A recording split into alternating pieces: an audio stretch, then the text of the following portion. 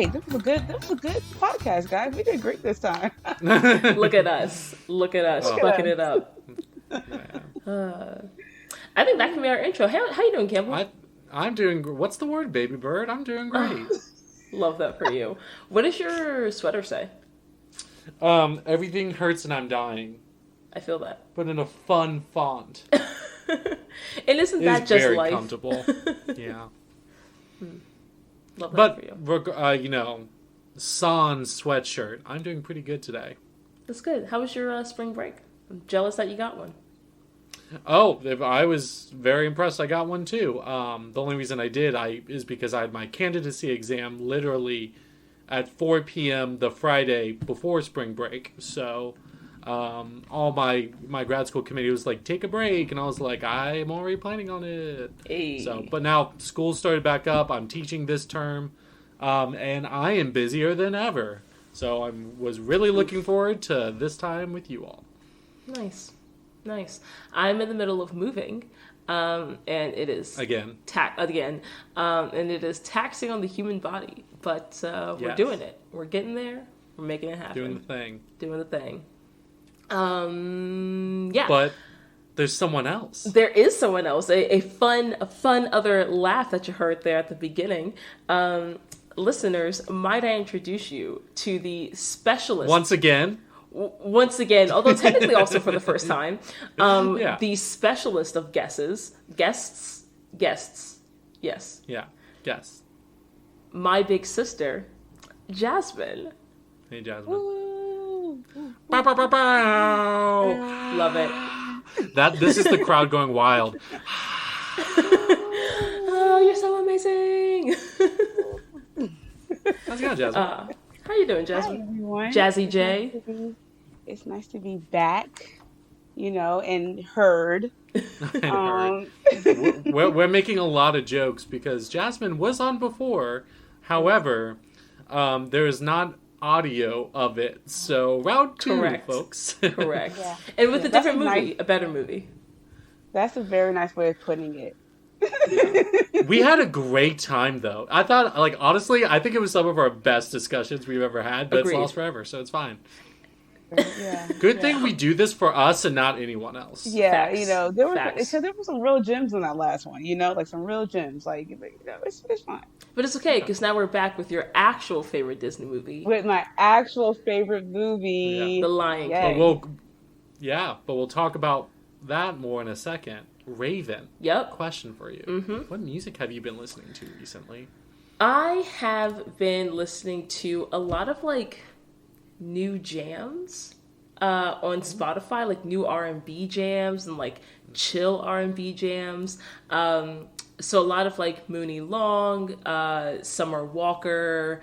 I don't know how to pronounce the artist name, but it's, N01-Noah. I don't know if it's Noi or something. I don't know how to pronounce it, but he's cool. And Kenyon Dixon, I think is probably one of my new favorite artists. Nice. Yeah. What about you, Campbell? I have been listening to a lot more country music. Ooh. I've been listening to a lot of Alison Krauss. I've been her. listening to the Waylon Jennys, the Chicks. Nice. I've been listening to a lot of Billy Strings, which is a pretty good country bluegrass artist going on right now. If you love a 6-minute banjo solo in the middle of a song, oh boy, is Billy Strings for you. See, I used to not like bluegrass, but as I've gotten older, I appreciate it way more as its own genre. It's how I consider heavy metal music. Mm-hmm. Instrumentally, it just can't be beat. That's fair, actually. Heavy metal music is actually really good from a pure music standpoint. Yeah. Yeah. What about you, Jasmine? What do you listen to? Well, I am always good on my R&B. I've been trying to listen to a lot more, trying to pick out wedding songs and songs for my playlist. I was actually just working on my sheet music for your wedding the other night.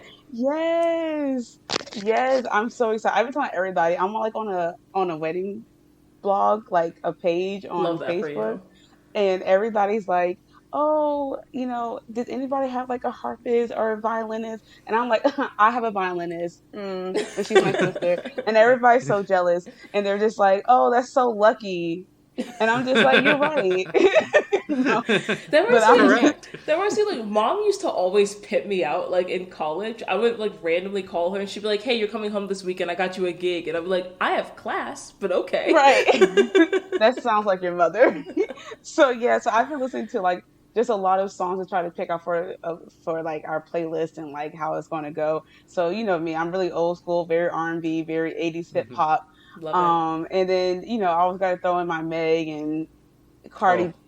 But I will say on the country music side, recently, thanks to our father, Raven, I have been introduced to country hip hop rap. Nice. I don't know. That does sound like that. It's kind of like the whole, what's dude's name? Nas X. Lil Nas X, yeah. Yeah, it's kind of like Great his music. genre, or like what he started out with. I was going to say, father does not listen to Lil Nas X. No, he does not. But he dabbles in a lot of different things. I like him too. But so yeah, I've recently, don't ask me any of the artists' names, like I don't know, but I've recently been introduced to that, and it is very interesting. I had to talk him out of putting it on my playlist only because I'm just not there yet. Please. You're on a musical journey. You don't need to rush it. You just need to enjoy it. Journey. Like, it's just it's very interesting, and I enjoyed some of the songs. It was fun. I love that for you. Okay, yeah. So getting into our musical of choice for this week, Jasmine, you requested that we do The Lion King. So let's just talk a little bit about like why you love The Lion King. Like what made you want to do it for this one. How you feel about it? Okay, so The Lion King came out like when I was 3, I think. And Yep. and it was just one of like the first movies that I feel like I've ever remember watching as a child. And it's just like resonated with me, like the whole, just all the music was just amazing. Like, it's just a movie that I just feel like I can watch anytime, no matter how I'm feeling. Like, it's so nostalgic. Like, of all the Disney movies, it's just it really just brings me to like a place of just family, and it has everything. It has like, civil rivalry, like it had sibling rivalry, like it has, you're finding out who you are. And I know like a lot of these movies do that, but I mean, it's just, for some reason, for me, it just spoke to me way more than like any of the other movies. And then plus it's animals. Like, how do you just not like cute little baby like cubs like singing songs? Like, you're being a monster to not like this movie. So yeah, that's pretty much where I am. It's just always been my favorite movie ever since the first time that I've seen it. And I think that was it. It's just one of the first movies I ever remember watching as a child and at such a young age. And the first time I cried, the first time I laughed, the first time I remember singing all the songs, again, the soundtrack to a Disney movie. Oh my gosh, the soundtrack is amazing for this movie. So yeah, so that's pretty much why this is just will always be my favorite movie. That's fair. Yeah. I mean, like, Lion King is amazing. Like, it's definitely for an entire generation, honestly. So formative. Honestly, like it's definitely a classic, and I feel like it kind of became that way like immediately. We can talk about some of the like I'll talk about some of like the music development, stuff like that at the end, but in terms of reception, like it like immediately went super high. Like, it was the fourth best-selling album of 1994 on the Billboard 200 and the top-selling soundtrack for that entire year, and it made almost $1 billion in revenue worldwide when it first hit the box office. And it's still to this day like the only soundtrack for an animated film to be certified diamond, which is like going platinum 10 times or something like that, by the Recording Industry Association of America. So it's like, that's definitely super impressive. Yeah, no, it's like definitely a fantastic movie and soundtrack, largely because like all the different people that were involved with it. But a little bit about Lion King. So it is actually a sort of retelling, I guess, animated animal retelling of Shakespeare's Hamlet. Yeah, but apparently was also influenced by the biblical stories of Joseph and Moses, which I did not know at all. I didn't know that either. I knew the Hamlet stuff. Yeah. I feel like that's everyone. Like everyone kind of knows that by now. Yeah. But yeah. So that's really cool. And it's really interesting that, I mean, of course it's such a huge success. Yeah. But like originally they didn't really think it was going to be as successful. They were making this the same time as Pocahontas, I believe. And so, and listeners, if you couldn't tell by now, we are talking about the 1994 animated one, not the 2019 or the millions of sequels that this movie has. But I will say, Lion King 1.5, fantastic. Oh, Lion King 1.5, so funny. If y'all do that, I'll sit and listen. Like I like Lion King 1.5, but my favorite Lion King is actually Lion King 2, Simba's Pride. Which like no one watches. But like Kiara. I mean, what? Those zebras went off, okay? Like, I still sing that to this day. Oh my gosh.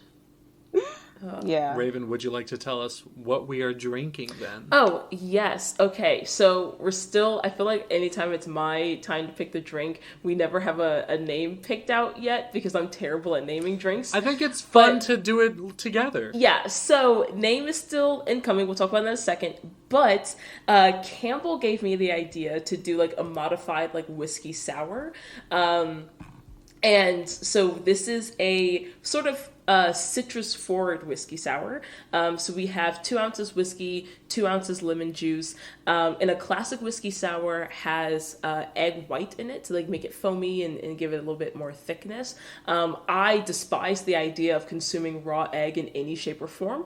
So we were instead using a substance called aquafaba, which I didn't know was a thing, but it's apparently... And only you can find that. Like, Well, I used to work in the hummus business, so I, of course, knew what aquafaba was. And hummus is relevant here because aquafaba is the liquid that comes like a can of chickpeas, and it apparently is like the perfect substitute for egg white. Like it is like almost an exact and like vegan dishes and baking and stuff like that. Which is like great in brownies. Yeah. It's really good and stuff because like even in this like you can't really taste it. It just like kind of adds to the thickness and the foaminess. Yeah. And then for syrup, I actually created a ginger spice simple syrup that is of course water and sugar, and then ginger, cinnamon, and nutmeg. And I used like fresh ginger root. And for that, it smells so good. Right? Because I was trying to I was like, okay, well, like, I want to make something like with spices because I always love spice and citrus together. And so I was looking up like, what are some like common flavors that like are actually like also common in Africa and stuff like that? Like ginger, cinnamon, nutmeg exist everywhere basically. So I was like, those sound delicious together, and that is perfect. And then I made it, and I was like, this is crack. This is legit crack. The syrup specifically, though, when I'm smelling it, it just smells like gingerbread. Yes. And like my boyfriend and I have been making cider. Ooh. I want to use this syrup in cider. Absolutely. Ginger ciders are good. Yeah. That would be really, really good. Some.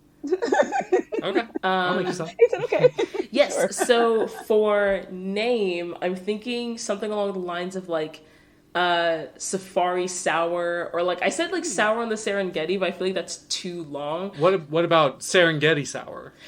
Campbell, that's exactly what I was about to say. Or Sarabi sour. Sarabi sour. I like that. Oh, and then it's garnished with a lemon twist and sour gummy worms because obviously. Hakuna Matata. Slimy yet satisfying. A Sarabi sour. Cool. Cheers. I like it. Cheers. Oh, Raven, this is delicious. Oh, you guys are so welcome. Oh my God, Raven, I think this is the best drink you've made. And I was really nervous. I'm like, there's no way I'm putting chickpea juice in my drink. Right? Like that's why the foam I added, is so good. That's why I added so much syrup and lemon juice. 'Cause I was like, I want to make sure I do not taste this liquid. But it's really good. I need to do that. This is so good, Raven. Yeah. It's very refreshing. It really is. Look where we've come from. Like, don't talk about the beginning episodes. No, I'm not talking about there. I'm talking about like episodes like 1 through 3. Oh, like yeah. One, I think for Anastasia, it was basically like it was a rum and coke, with and that's episode 1. And now this is episode 49, and like look where I'm proud of us. I'm proud of you, Raven. Hi everyone, this is Raven and Campbell from Musicals, and we'd Hello. like to talk to you today about a nonprofit music education group that we are partnering with. Yep, we'd like to talk to you about Education Through Music. They partner with under-resourced schools to provide music as a core subject for all children.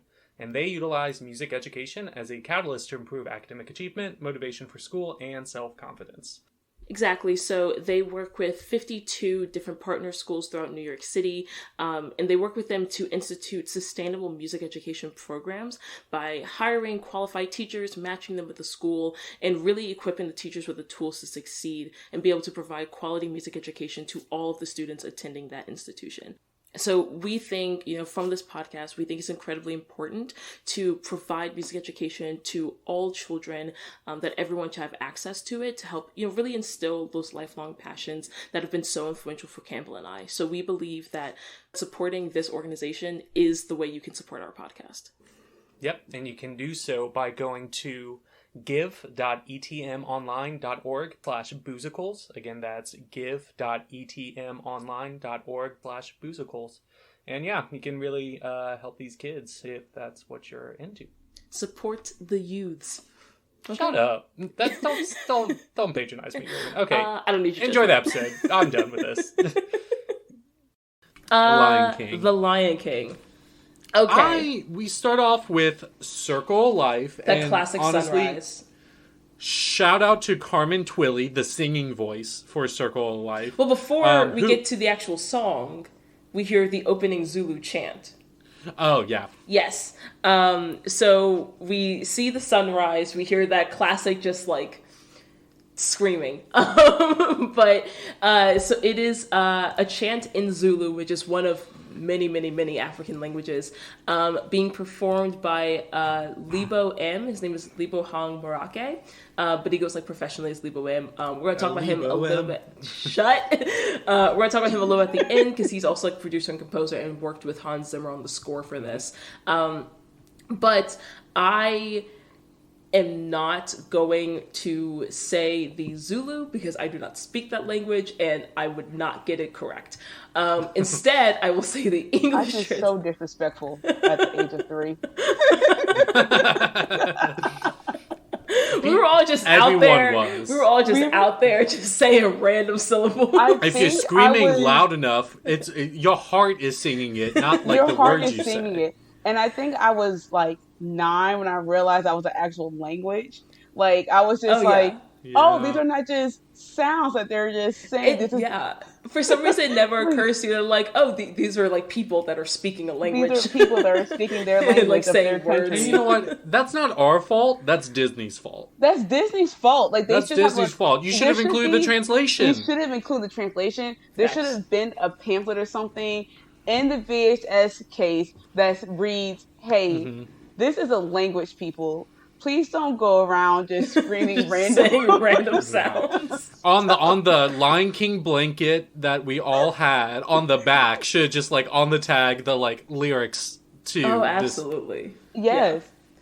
Yeah. I'm convinced everyone in the 90s had like Lion King apparel.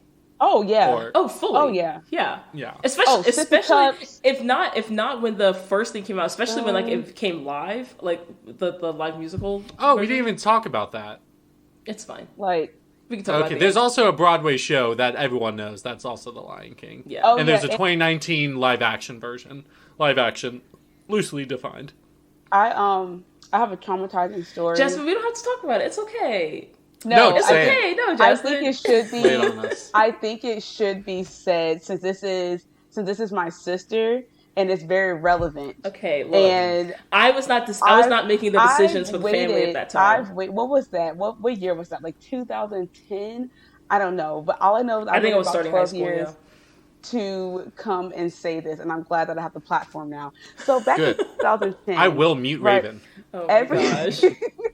Everybody has always known The Lion King is my favorite movie, so that's why I don't use it for any of my security questions. So The Lion King is my favorite movie. It has always been my favorite movie, and I was in college, and I couldn't come home, but my family decided to go see The Lion King. Live. But at least your loving sisters would have brought this up and be like, hey, wait a second. At some point, you would think that the sisters who you helped raise, whose diapers you've changed, who you bottle fed, who you gotten off the bus and took to their soccer practice and violin practices and orchestra practice, you would think that those wonderful sisters we were children. I had no agency in the family. Would text you at least and say, hey, big sister who I love so much, and I know you're going off doing great things in the world and for your country, since you also are joining the army. You know we're going to go see your favorite movie live. To the people in service. At no point, do you know how I found out? I came home, and my mom goes, here's a mug from when we went to go see The Lion King live. And I was like, well, when was this? And to this day, I hold this against. It's been 12 years. I was saying you can see she hasn't let it go. Good. Because they could have done any other movie, or they just could have told me. Like, but it was coming live to the Sandler Center. But that's fine, Raven. But it'd be like, hey, I know you're out of town, but like this is coming here. If it was just like, hey, we're thinking of you, we'll get you something. That would have done so much. Want to know where? Okay, so my family is from Virginia. Okay, I went to school in Washington D.C. There were $5 bus tickets I could have gotten. That's unacceptable. So much I could have done to make it to this affair, and that was the excuse. They're like, "Oh, it was like a last minute thing. Like we didn't." I am last minute away. Like there was no excuse, but it's fine, and I've been to therapy, and I'm working through it. I will say, this is a pattern of behavior for our parents, because I spent my entire life begging to go to Great Wolf Lodge, and within a year of me being out of the house, mom and dad went by themselves. Oh yeah, no, they definitely do that. But this is definitely the translation of the Zulu chant. Yes, the translation. It translates to, here comes a lion, father. Oh yes, it's a lion. Then they repeat that, here comes a lion. Oh yes, it's a lion. And then, like, a lion we're going to conquer, a lion and a leopard come to this open place. And so it's basically meant to be, like, as far as I understand, it's meant to be sort of, like, just an introduction, like, introducing just, like, the premise of the story. And, yeah, just saying, like, hey, in case you didn't know from the title, this is, in fact, a story about lions. So that's our opening chant that everyone butchers any chance they get, and then we get into Circle of Life, sung by Carmen Twilly, a beautiful voice. Has been in a couple of musicals we've done so far. Oh, Campbell, don't make me guess. I'm not going to get it. I'm not. I'm just going to tell you. She was in the chorus of Cats Don't Dance. But she also played the undersea gal in Nightmare Before Christmas. Oh. Was it you make flesh crawl and something ooze? Yeah. What line? Yeah, that's her. That's the singing voice of Circle of Life. Okay. I also really like super that cool. That's really cool. Yeah, it's Nightmare Before Christmas is so good. Oh my gosh, now I have to go watch that. Indeed you do. I really love the animation in this scene. Like, I think something that this movie, I mean, there's still a lot of stuff, like, representation-wise and, like, culture representation-wise that this movie still does not quite get right, because it was the 90s and it was Disney. But one of the things I do really like about this movie is that it does a really great job of just capturing the wonder of nature, and specifically the wonder of, like, certain African landscapes. Obviously, Africa is not a monolith geographically or culturally, but the animation of, like, the rivers, the trees, the birds flying, like, it's just, even just, like, later on in the movie, like, when it's just raining and you see the lightning striking, it's just so beautiful, everything in this movie. I like how the animals look like animals, personally. Indeed, and not like weird Cthulhuan Lovecraftian horrors. that speak. And like you're saying, with like the scenery and backgrounds and stuff, and like yes, what this movie is not like a certain place in Africa that this like takes place, but it's drawn inspiration from a lot of different places. A lot of the like animals and characters, their natural habitats can be found in Kenya and Tanzania.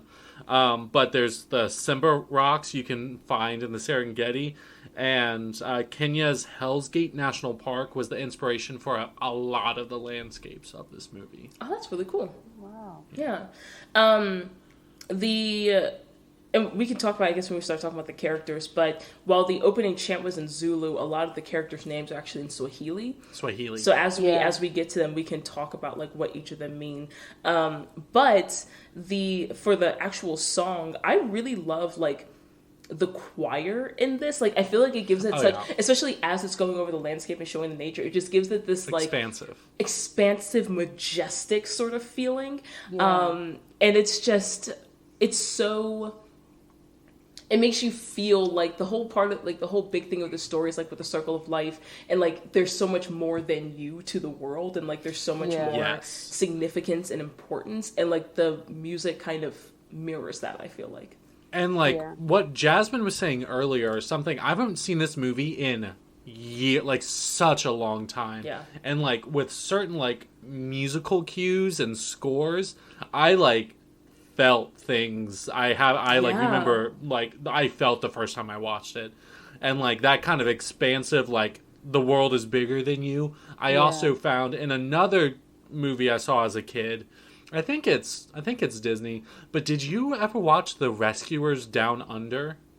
I've heard of it. I don't think I ever watched it. There's this one scene where I think it's like, so they're down under, they're in Australia, and there's like little Australian boy is like riding like a golden eagle, and they're just like soaring through the skies, and the eagle looks super fluffy, and just like I remember me being a little kid just being like, wow, there's an entire planet around me. And I do think that like the thing that you all have talked about, watching The Lion King, it was something different too. Like, you know, I am all about Disney princesses. Like, I'm all about, you know, Belle and Cinderella and Snow White. Like, I'm all about that life. But it was just something that was just different. Like, for the first time, I watched something that was different. And it was more than just, like you just watching, you know, this damsel in distress and come up and get saved by her prince and going through all these things with, you know, whatever her coming of life or coming of womanhood type situation. And with The Lion King, it was just something different. And no, I'm not saying I felt all this at 3 years old, but it was just... It was no, say you did. That... You're smart. Jasmine, you have like the highest EQ. You're better than other. You're better than other people. Go for it. Say it. Do it. But and like with this, the prince is the damsel in distress, and that's just fun. The prince of the damsel is in distress. That he saves himself.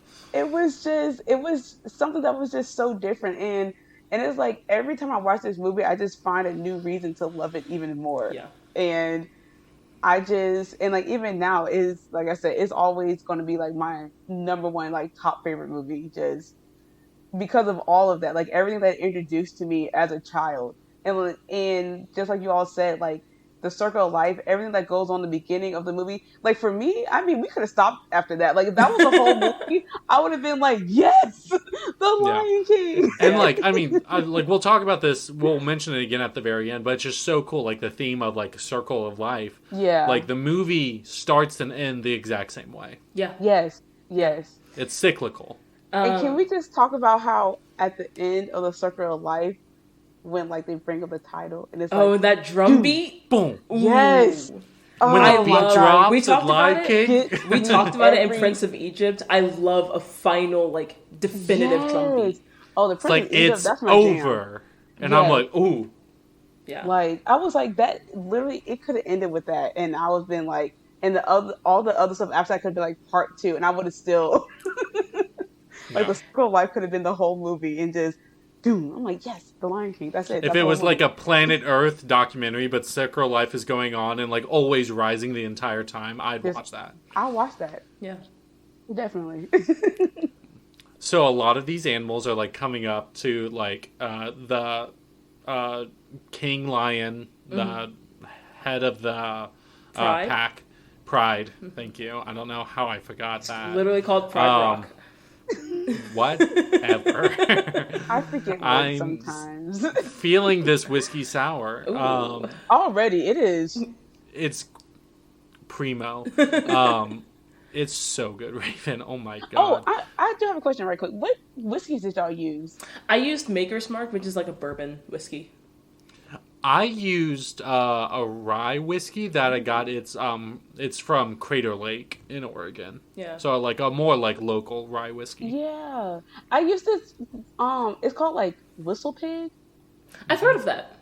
Yeah. Oh my gosh. Okay, so I'm sorry. I didn't mean to get like totally off track. You're good. But I was interested in what whiskeys y'all use because so we have like this new fancy liquor store that just opened up and they always have little tastings and stuff. Ooh. And there's this one whiskey that they have and it's called Whistle Pig. And the bottles are very expensive, but they sell the little bottles. And I tasted it and I was just like, I'm not even like a whiskey drinker, but they have different kinds. They have one that's like 12 years aged and 10 years aged and 5 years aged. So it's like different ages. And it is so good. So nice. That's the one that I use. If you, I'm not here to advertise, but also I'm here to advertise. No, do it. If you ever want to try it, it's definitely good. And even if you're not like a big whiskey drinker, I enjoyed it very much. And so I just want to put that out there. Sweet. I love a good accessible whiskey. Right? Yeah. Because like the bottle is expensive. Like the bottle's like $100, but the little bottles, like everywhere has like little bottles. They sell them in different sizes and different ages. Oh, that's cool. I like that. Because whiskey is an interesting thing. I'm like not the biggest whiskey fan. Like I am never one to drink like straight like whiskey or bourbon. That's just not really the kind of alcohol I like. Yeah. But I do like whiskey in a lot of like cocktails and things like that. So yeah, interesting. Yeah, we're as much of an alcohol podcast as we are a music podcast. We love it. So so all the animals are coming because Simba has been born. The new crown prince, so to speak, of the Hamlet. Lion Pride. Yes, Hamlet himself has come to the world through Sarabi. And I think it's really interesting this the presentation of Simba to like the animal kingdom, because granted it's not quite like this in real life, but I do think it's really cool how like throughout the movie you see that Mufasa and the lions do pay a certain sort of like deference to the not deference but like respect to the other animals of the kingdom. Like, it's not like we're the lions, we're the big bad guys, like don't mess with us, blah blah blah. Like they're just like, no, like you're a part of our world. They understand a balanced ecosystem. Yes, exactly. And Scar. What's up? What's up?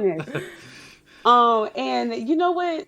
I feel like that's the best way to go about things. Like that's the best like leadership style, at least for me. Mm-hmm.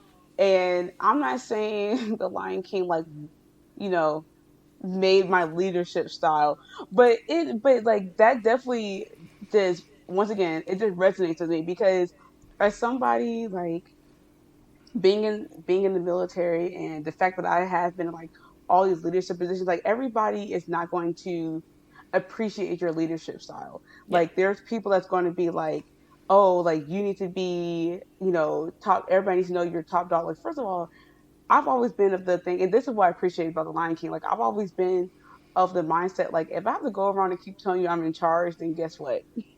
I'm not doing my job. Like, yeah.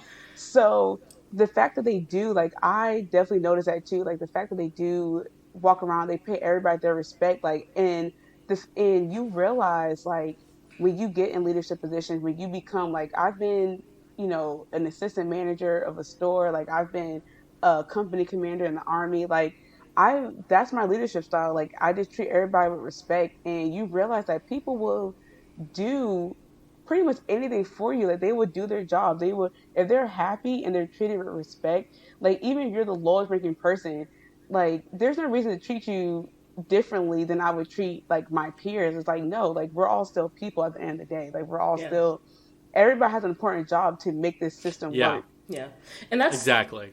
Yeah, that's especially the important thing with like an ecosystem and a community is that like every person matters. It's kind of like how, like, I always hate it when it comes to like okay, so as an engineer, especially an engineer that works in pharmaceutical manufacturing, I very often get from people like, oh, like, that's such like a good job, you do such a good job, like an important job, and blah, blah, blah. And my thing is always like, people always want their kids to become like, well, not all people, but like a lot of people want their kids to become like doctors and lawyers and engineers. So I'm just like, we need tradespeople just as much, if not more, than we need professionals. Like, we'll never not need mechanics. We'll never not need custodians. Teachers. We'll never not need teachers. We'll never not need news anchors. We'll never not need, like, you know what I mean? Quick television plug. Everyone watch Abbott Elementary. We need teachers. Oh my god. And teachers need more funding. Teachers need more funding. Abbott And they need more Elementary pay. is like honestly the best television show I've seen in a very long time. It's so good. I'm like, I freaking love that show. And I just want to donate all of my funds to schools. Facts. Like, looking back, like, not to get totally off topic, but like, just talk about that show real quick. It's like, I think about all of my teachers that like I've had growing up, and I would say like we grew up in a very good school system. Like, I don't ever remember Virginia has some of the top schools, so to speak, public schools in the nation. Yeah, and it's just, and then like to see like shows like that, like I don't ever remember a time where like I struggled for like resources in school. Like, I don't ever remember a time where we didn't have anything. Yeah. And to see shows like this, it's like, it really brings it to the forefront that like people really do have a hard time. And I feel like this show does a really great job of like showing that. But like, that is my show. I love Abbott Elementary. That is awesome. But now I just want to donate to like public school. So, like, what do y'all need today? Right? Yeah, listeners, there's plenty of like Amazon wish lists for teachers. Like, go find them if you got some extra cash, like after your paycheck. And it is definitely needed. And I really like in the show that they highlight, like, there's the one episode where they're talking about trying to get the discretionary funding for the next year, and there's if we can't get that, then I think it's Mrs. Davidson who teaches the music class. She'll have to go basically because they won't be able to afford the music. Like, they won't be able to afford some of their programs, and music is usually the first one to go. So music education for especially underprivileged children in school systems is really, really critical. Hence our partnership with Education Through Music, Mr. Holland's Opus, and the Daria Foundation. # always be plugging. Always be plugging. Like, and like stuff like this, it's really disheartening to see that programs like that are the first ones to get cut, because it's like, I grew up playing the piano. I'm not at Raven status. Like, I kind of quit after college because I played like 2 songs. You're good. But I grew up playing the piano, and then especially you would think after all the research and everything that goes into how music education like helps you in so many just areas of your life, you would think that like people pay more attention to it and like take it more seriously. But the fact that like this is still a thing that like people just like, oh, we don't need that. It's just, what? That doesn't even, it I don't know. It's just really sad to like hear. Like, when I saw that scene, I was like, no, nothing new. That was my favorite class too. And like the fact that I was like the kids' like favorite class, like that was a class that a lot every of the kid children loves it. Looked forward to. And I remember my music teacher to this day in elementary school, Miss Johns. Like, I loved her class. We would play the recorder. Never had a little lamb. We always play hot cross buns back in my day. We did Ode to Joy. But yes, it was, so yeah. That's a great, once again, not trying to advertise for anything on here, but Abbott Elementary, go watch it, kids. Check it out. The season's over. You can watch all of it on Hulu. Watch all of it on Hulu. So back Let's to Lion bring it King, back, yeah. since we've only talked about one song, kind of. And it's the opening We're doing one. great.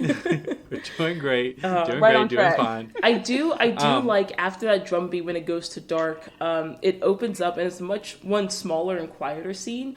But I think it's like really cool how like we were talking about how it's like all big and majestic and expansive and stuff like that. And then it cuts to black and we open on literally the smallest creature, a tiny little mouse, a little sand mouse, that Scar is about to eat. Yes. Which, like, why? Like, I feel like for a he's lion... hungry. Do you see how malnourished he looks? Yeah, but I feel like for a lion, a mouse wouldn't even be a snack. Like, it's just like, it's like swallowing your gum. Like, I just feel like... But it's like when you, like, y'all watch Naked and Afraid? Like, you know how they go eat, like, cockroaches? People do that, that's correct. That's true. That's true. Yeah, so Scar? then, we're introduced to Scar. Who, fun fact... Oh, so something that we didn't mention... this movie, The Story of the Lion King, is also based on a children's book series called The Two Brothers, which was about Mufasa and Scar growing up. And in that story, before he got his scar, Scar's original name was Taka, which I believe is Swahili for garbage. So, like, it makes a little sense that he turned out the way he did. Yeah, but we have our Claudius character, Scar, who is voiced by Jeremy Irons. Look at you knowing the Hamlet characters. Thanks. That's literally... That and Ophelia are the only two I thought you were going to say that in Hamlet. Oh, fuck. But there's also, alas, poor Yorick, I've kissed these lips, upon these lips 1,000 times. Mm-hmm. That's when Hamlet holds a skull, not to be or not to be. To be or not to be. Yeah, it's the old jester, Yorick, the fool. Jeremy Irons, who has also been in Dead Ringers. He's been in the new Watchmen show. He's played like Alfred in the Justice League movie. Life on Fire is the narrator for it. He's in like a million things. Mm-hmm. But his singing voice is not Jeremy Irons. His singing voice is Jim Cummings, who plays the dumb hyena Ed. Wow. Interesting. Yeah, Jim Cummings, who's also the voice of like Pooh Bear, Tigger, Ray from Princess and the Frog, Pete, antagonist to Goofy. That's the singing voice of Scar. Oh yeah. And the it's all interesting. It's all coming together. We'll talk about when we get there, but I love Scar's song. I think it's one of the best villain songs ever. One of the best Disney villain songs, at least. Scar is so sassy, and I love it. To point out something that I noticed growing up. Especially... I think I know. Not to make this like a race thing, but especially make it a race thing in the Black community. You know, like we have a lot of colorism, and growing up, I didn't realize this. Literally, I really didn't realize it until I pretty much was going to college, and it is quite interesting that the bad lion is the darker lion, the brown one, and the good lion is the lighter lion. So and I know and I actually had to speak on this in one of my classes, in one of my English classes, because fortunately I was granted the opportunity to receive an English degree. And which we talked about, you hated. It's okay. We can. It's fine. But like, but the thing I do like about the fact that I decided to have that degree is that it really does open your eyes a lot. Like when you talk about different literatures and different genres of literature, like it really does open your eyes to certain things. And one of the classes that I took was kind of decolonism class, deconstructualism like class. Decolonize your mind. Like yeah. Stuff like that. And I had to speak on this because Lion King has always been my favorite movie, and I brought this up in class when we were talking about kind of deconstructing certain movies and literature and how, you know, different what's it called? Not tropes, but just symbolism, like different Mm-hmm. things like that, and just talking about how, like, what are some subtleties, some subliminal messages that they do put into movies. And really, it was pretty much in this class that we really went into depth on, just kind of the light versus dark situation, which you Yeah. always see in all kind of movies. Like, there's always a Yeah. light versus dark in a lot of these movies, no matter what the movie is. But yes, I did find that interesting, and it didn't really make me like the movie any less, because once again, it's Disney. They did their best Well, at the see, time in which they did it. I But think but it's I do find that interesting. It's just things that you don't think about, and also it just feeds into um kind of just something that we've just been fed for generations and generations, and you don't think anything's wrong with it. Like, when you watch Lion King, you don't sit there and be like, oh, that's a dark lion, like, like, no, but it's things that you absorb subliminally. yeah. And so when you watch things, because if you continue to be fed these things, when you finally watch something and, like, the light is now the evil one and the dark is not, it doesn't feel right. Like, you're just like, I don't know why this isn't right, but something's not right Something about feels this. wrong. Yeah. Yeah, Well, so I don't know. I think it's interesting that you say that, because for me, I actually noticed that as a kid. Because, fun fact, listeners, other than my mother, I'm the only dark skinned person in my immediate family. Yeah. And so as a kid, like, I was acutely aware of the fact that Scar was significantly darker than Mufasa, because I was like, hey, it's like me and my sisters. Hey, why is he the evil one? Well, why am I the villain? Yeah. And then, and Yeah. I think this is something that I didn't realize until recently, but I think that was actually a big part of the reason that I liked Lion King 2 was my favorite one. Because in Lion King 2, it is all about, like, not Scar's heir, but effectively his successor. And all of the Outlander lions, like, kind of versus Simba's pride. It's referred to as Simba's pride. Like, the movie's called Lion King 2, Simba's pride. And I really like that, because there's literally a scene, like, Kiara, Simba's daughter, marries basically Scar's adopted son, who is, like, he looks a lot like Scar.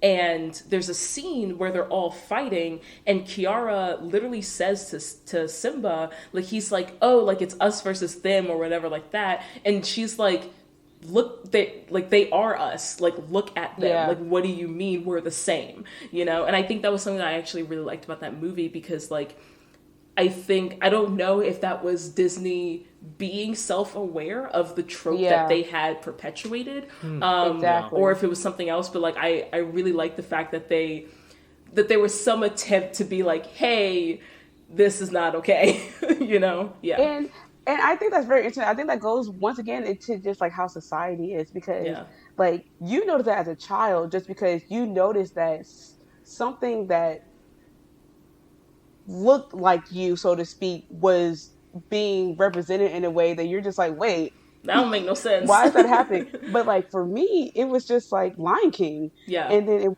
until I got older, when I realized, like, and I became more aware, and I've always been aware of, like, colorism, because our mother definitely, like, made sure that we understood, like, listen, this is a thing. And then, like, you witness it, but still it's like, it's like when you go on society, and, like, when you do talk about, like, colorism and, like, racism, and people just like, oh, I've never noticed that. And it's just like, because it's not forced in your face. It's not impacting you directly. It's not impacting you. And like, when I'm watching Lion King, it's just like, I'm sure if I've, like, Mufasa and, like, Simba were, like, the bad lions, I'd be like, wait a minute. But it's just like, oh, okay, this is how it's supposed to be. And so yeah, I do find that interesting. I do feel like when it's not, like, the thing that you feel like it's representing you, and it's being represented in kind of a darker light, you don't notice it as quickly, you don't pick up on it as quickly, because it's not impacting you. Because I can go on the world and people just like, oh, all the light things are always nice in movies and books and all that stuff. So I'm just living my life. But if I feel like if I was, darker, and I was like my sister's complexion, I would continuously notice that. I'd be like, dang, y'all, like, like, and that happens. It happens a lot. Yeah. Like, I don't know. Especially I just feel like in that's Disney interesting. movies. Yeah. Like, exactly. Growing up, I was always like interested. I was like, why are all the villains like the flamboyant ones? Like, that's Scar is definitely queer coded. I feel like. Oh yeah, no, this movie. Yeah. And They're so it's like always Raven, super you were like talking your sassy. perspective. I was just like, oh yeah, Scar. He's like, oh, so sarcastic is how I thought of it in my closeted days during my straight phase. But it's like it's the same thing. Yeah, the Disney villains are always queer coded. And once again, it's like that's another Slay. thing that like I never that like I didn't pick up on it till later because I don't identify as that. So it's just like okay, I'm just living my life, just out here, just being light skinned and straight, being Simba, like. And you know what? To that, cheers. We should get another drink. Cheers. Okay, real quick. So we see Scar in his cave. Mufasa comes to be like, "Yo, voiced by James Earl Jones." Oh my god. James Earl Jones. I live. Everyone knows who James Earl Jones is. Darth but Vader. In case you don't, and you're wrong, he also played in 2019 Mufasa. Shut up. But like, no, he was Darth Vader. Yeah.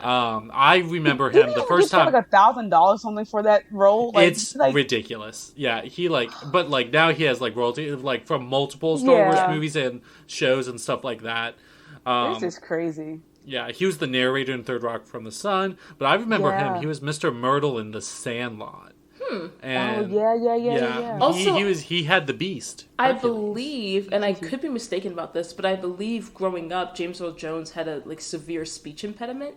Yeah. And he underwent years of speech therapy, and that's part of why his voice is like that. Like why he has that very pronounced, deep, slow elocution. Yeah, because he went through years and years of speech therapy for his impediment. Shout out to speech pathologist. Hey. So Mufasa comes with Zazu. I don't know if we also want to talk about his... Zazu, Hornbill, his, main bitch, played by Rowan Atkinson. A.K.A. Mr. Bean. Mr. Bean! Who was an educated electrical engineer, by the way. Yes, he is. Yeah. I would watch so much fun on that guy. Wild. Oh, yeah, definitely. Yeah, so basically they come to him, Scar up, and be like, yo, why the fuck weren't you at the presentation ceremony this morning? And he's like, oh no, did I miss that? My bad. And then they walk away and talk about how they would like to turn him into a throw rug and beat him. Yeah, because he already doesn't have power and an outcast, so... Yeah. That's fun. And then we see Rafiki. Be happy this child. Rafiki, who fun fact, is not a baboon. He's in fact a mandrill. No, he's not. A mandrill. He has a tail. Yes, correct. Baboons. Interesting. Yeah, Rafiki is played by Robert Guillaume, who's been in Big Fish. He played Benson and in Soap. On Broadway, he was on Guys and Dolls, but he's also the first black actor to play the Phantom in Phantom of the Opera. Oh, interesting. Oh, wow. Also, because we were going to talk about the different names and stuff. So Mufasa, I believe, means king. Rafiki means friend. We talked about Taka means garbage. That poor child. Bad. And then Zazu, I don't know if I was just looking at the wrong translation, but Zazu is a name of Hebrew origin, actually, that means movement. Oh. Yeah. Yeah.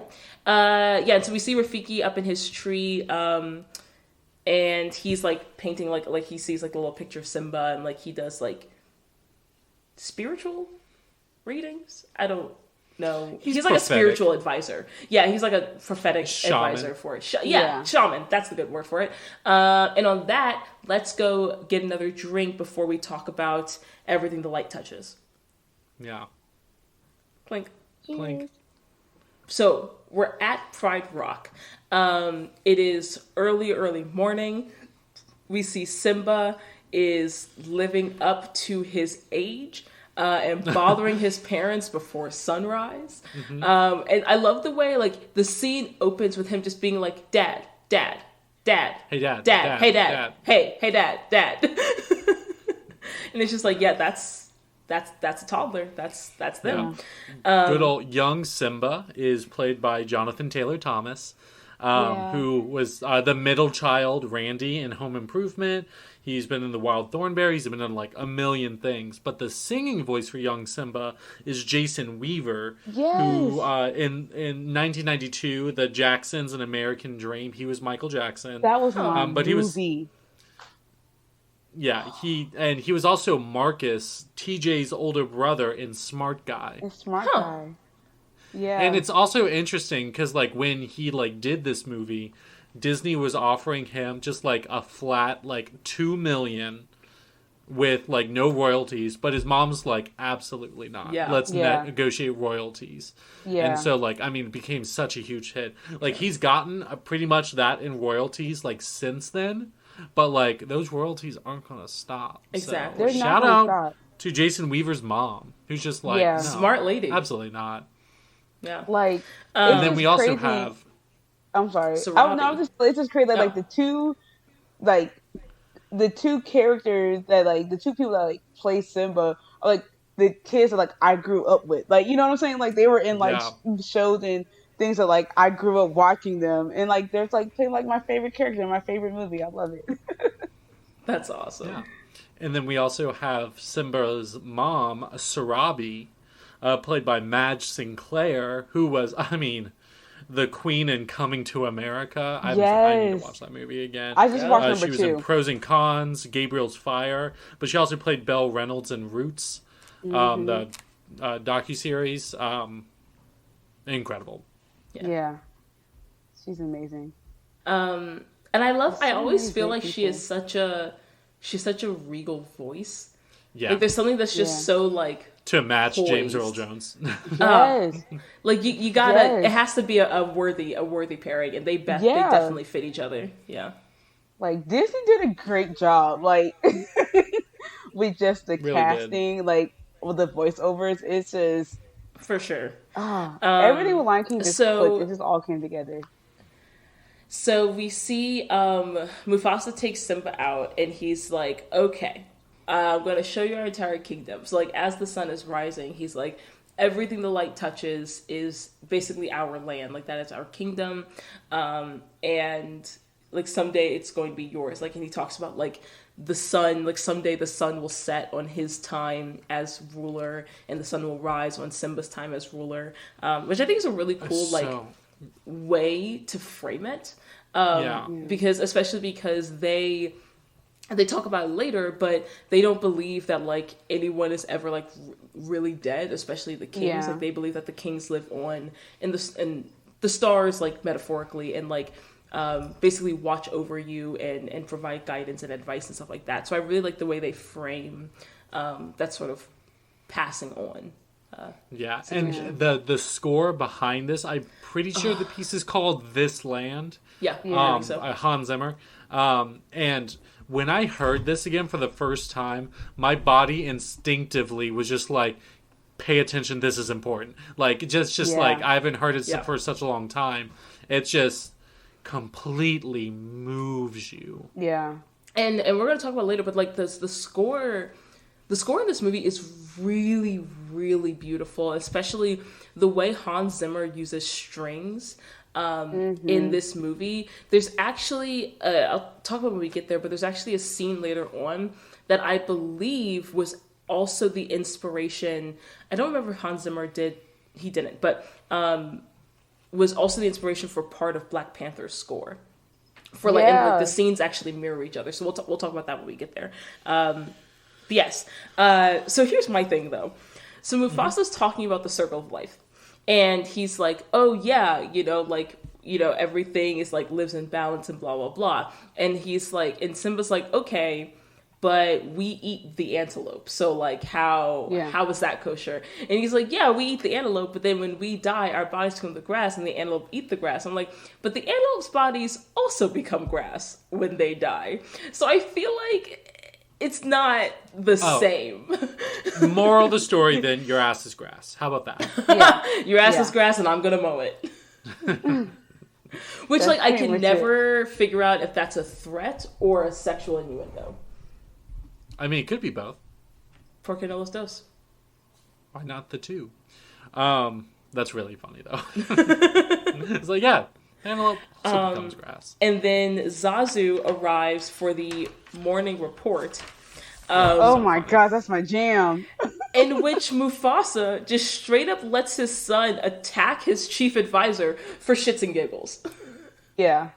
Yeah. And I'm like, this is decent parenting. It's not very good leadership, I feel like. No. They're just bullying. And I love how Zazu is just like, not again. And I was like, is this a regular occurrence, Zazu? Like, leave Zazu alone. He literally has ears on, like, your land at all times. At all that, times. Gopher pops up, and it's just like, I got a report for you, and he's just always working. Yeah. I'm just like, Yeah. come on. And the fact that Mufasa was just like, yeah, this is happening. Turn back around. And he's like, okay. And it's like, no, Zazu, you don't have to take this. And there's just so many animal puns in the morning report. Oh, yeah. Hippo with as angry as a hippo with a hernia. Fun. Love it. I love alliteration. Oh my god, that was my jam. I love that song. Yeah. And then, so Mufasa and Zazu leave, and so there's Simba goes there's something that happens that Mufasa and Zazu have to leave to take care of. Yeah. Mm-hmm. And then Scar wastes exactly 0 time trying to kill Simba. And he's like, oh, let's kill that kid. Everyone's favorite. Fuck them kids. So earlier with the whole everything touches, Simba was saying oh, what about that shadowy place over there? Which Simba, that was not the point of this. He said everything touches. Why are you talking about random stuff? Yeah, but I want that. So Scar's just oh, the shadowy place? Oh, you mustn't go there. It's so dangerous. Only the bravest of lions go there. And Simba, of course, takes the bait. It's honestly really sad how effectively Scar emotionally manipulates this child throughout the entire movie. Yeah. And sad, not because it's Simba's fault, but because Simba's a literal child and obviously is vulnerable to Scar's manipulation. Oh yeah, that too. He's just dumb. I mean, yeah, Simba's not the brightest, but he's also a literal child, so. Yeah, whatever. So then he's like, oh, I gotta go there. So he goes to find his friend Nala, who is getting a bath by as her cats mother, do. Serafina. So her name. mom is voiced by Zoe Leader, who has one line in this movie and one line in Lion King 2. That's it. Amazing. Young Nala is voiced by Nikita Kalam-Harris, and the singing voice is Laura Williams. But then I'll just say it now. Adult Nala is played by Moira Kelly. Who's best The West Wing, One Tree Hill. But the singing voice is Sally Dworsky, who is also the singing voice for Miriam in Prince of Egypt and Fiona in Shrek 1. Oh, the ha ha ha ha when the bird explodes. But was it Cameron Diaz? No, it's Sally Dworsky. It's the singing voice of Nala. And also now the adult Simba, the speaking voice is Matthew Broderick, who is Ferris Bueller, Leo Bloom and the producers, Cooter Burger from 30 Rock.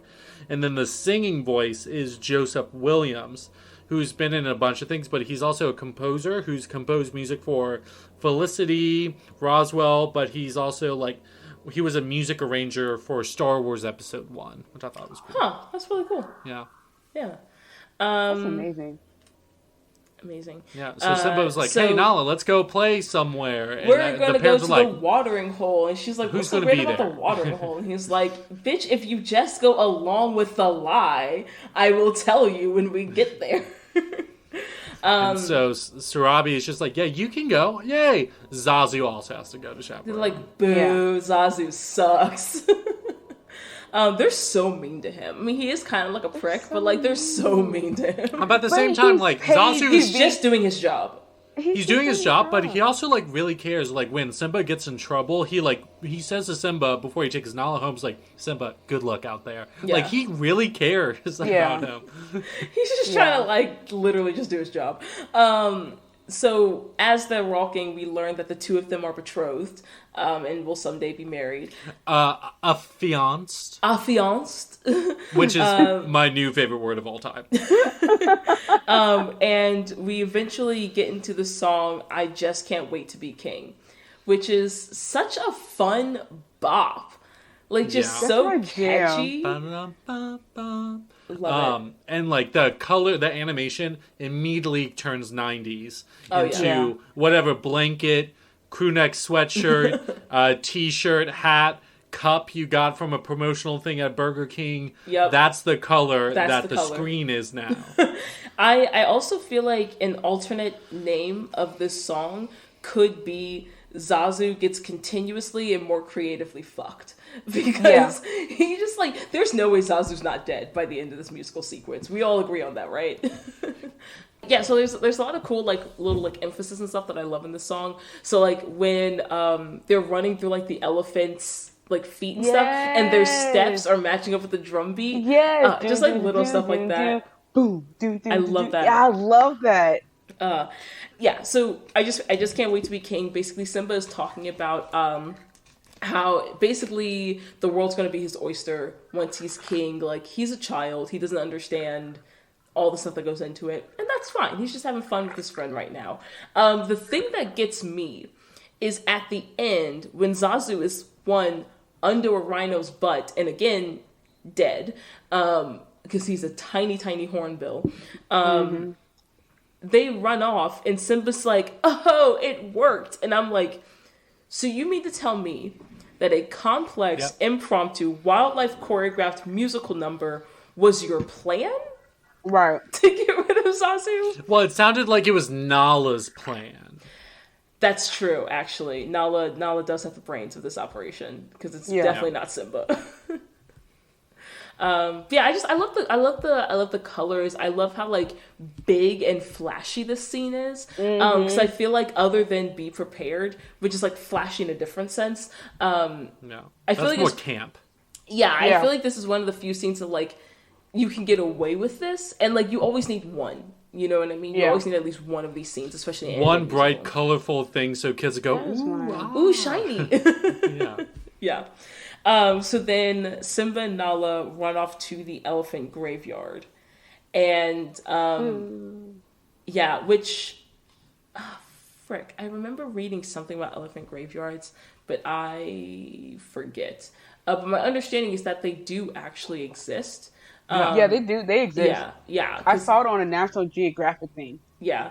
So they go, and like it's basically where the hyenas like all hang out, because, well, all the three we care about. The three we care about are we already said Ed, the dumb one. Yeah. Played by Jim Cummings. Then we also have Bonsai, played by Cheech Marin of, Cheech and Chong. That's why you were saying that earlier. Okay. Yeah, he's also been in a million things. Tin Cup, Cars, Elena of Avalor. But then we also have the brains of the bunch, the leader, the queen of the hyenas, Shenzi, played by Whoopi fucking Goldberg.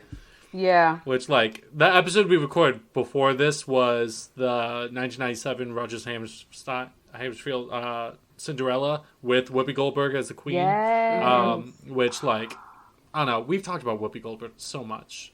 We've also she did so many like musicals. Like she did so many just like. Sister Act is one of my top favorite movies of all time. Yeah. Like she's a gem. And she is everything she is. Everything she touches turns to gold. So. Yes, I agree with Jasmine. She gotta stop acting up though. She gotta calm down. Okay. Yeah. Relax. Is the view good for anyone? My goodness.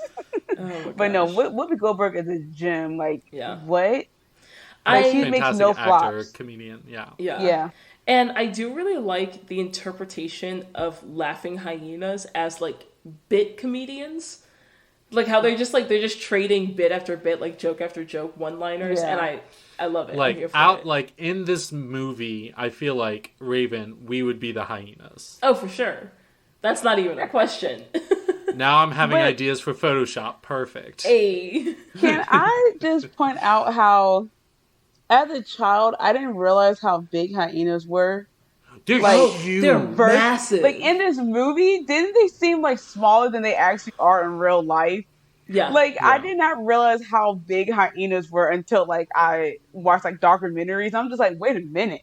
They're huge. This is not how Lion King showed it. Right. And they're... Oh, also, interesting voice acting related to hyenas.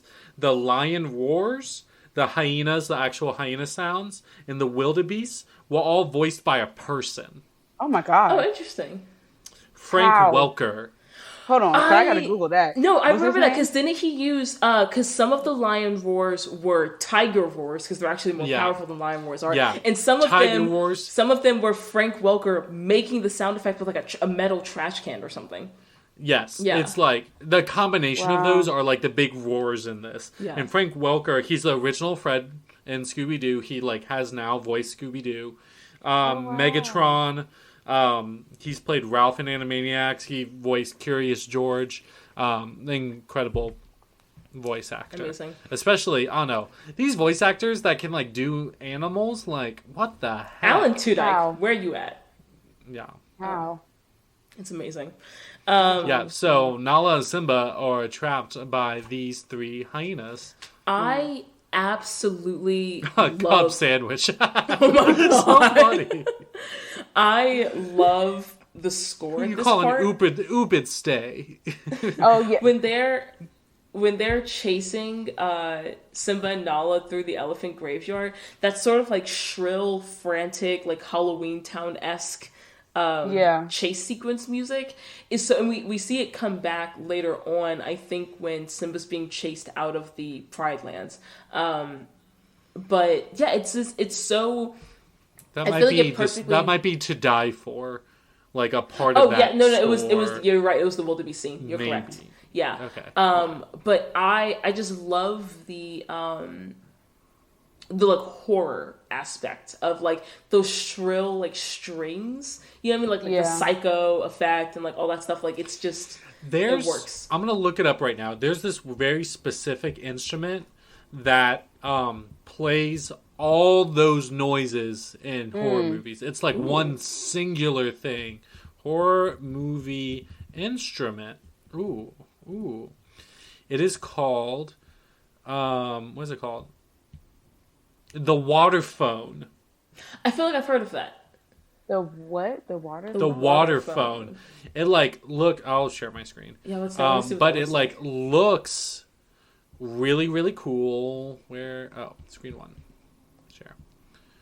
Yeah, this is a water phone, and it's like can play with a bow. You can hit it with a mallet. There's like the screeching, the metallic kind of like ringing. All of this can be played on a water phone. That's so cool. I should get one. I now want one. Yeah, we have That's so interesting. So anyway, the cubs are trapped, and Mufasa isn't fucking around. Nope. So they are running for their literal lives. Yeah, literal lives. Zazu also, they try, like, Zazu eventually catches up for them, like, right as they get to the elephant graveyard. He's the one that went to go get Mufasa. That went to go get Mufasa, Yeah. yeah. So he flies off and goes to get him. And he shows up, like, literally at the 11th hour to save them. And thank God, because that would have been A short-ass movie. Indeed. Or just a very different movie. They could have been in a whole different direction. Simba dies early. The They movie's got another about child. the Simba's about Like, and then, Mufasa's like- grief. We could have gotten into like parent and parental trauma. Parental trauma. And then they could have another child. No, and just be like, watching Kanto. It's fine. don't- Facts. So now I know, back to our movie. Now I'm just wait. Are we I'm still sure on Lion all of King? that's going to be cut out. Listeners, we just had a full 10-minute conversation about Encanto. an entirely different movie. as it happens. But Lion King now. So we see the lion cubs are saved. yes, and Mufasa obviously gets mad at Simba because he's just like, I gave you some very specific orders. You did the exact opposite of what I told you to do, which, like, yeah, Mufasa, he's a toddler. What do you want?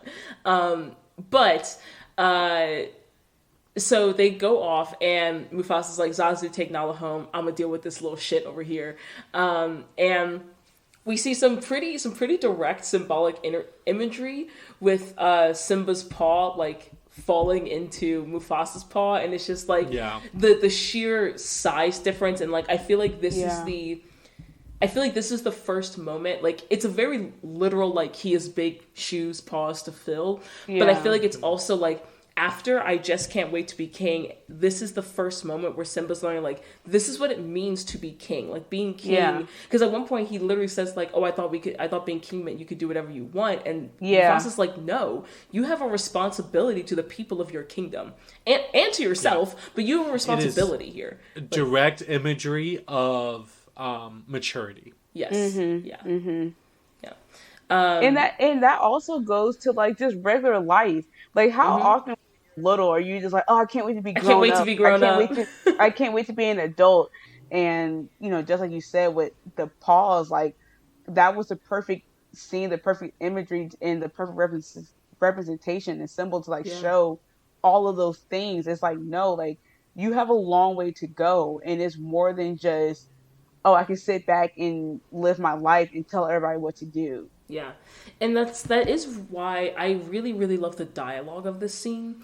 And I really love that they made a choice to not have Mufasa just reprimand Simba, like just yell at him. The fact that he actually opened up to his son and said, like, I was scared today. Like, I was terrified at the thought of losing you. That's a teaching moment. Exactly. Yeah. And that's where my anger came from. Like, that's why I'm mad at you. That's why I didn't want you to go there. Not because you're not brave, not because, like, you know, whatever, but because, like, that is a dangerous place for you to be. And you almost died. And one, that would have been, you know, our successor line, but also, like, I legitimately care about you and I want to make sure that you're safe. And if you had died just then, that would have been devastating for me and for our kingdom.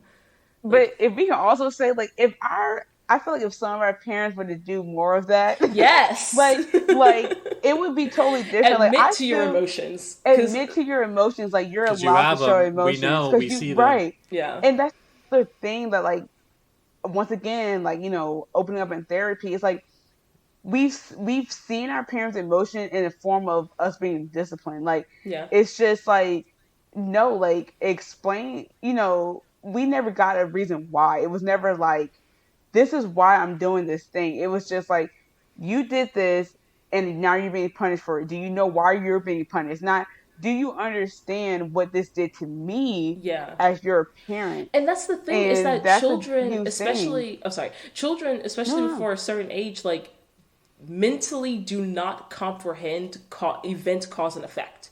So it's like, it's like, and that's why spanking is also ineffective and abusive, because it's just like, especially under a certain age, like their brain is physically incapable of understanding, I did this wrong thing and now this is punishment as a consequence for that. It's just like, oh, well, now you're hitting me. Like, it's, you know?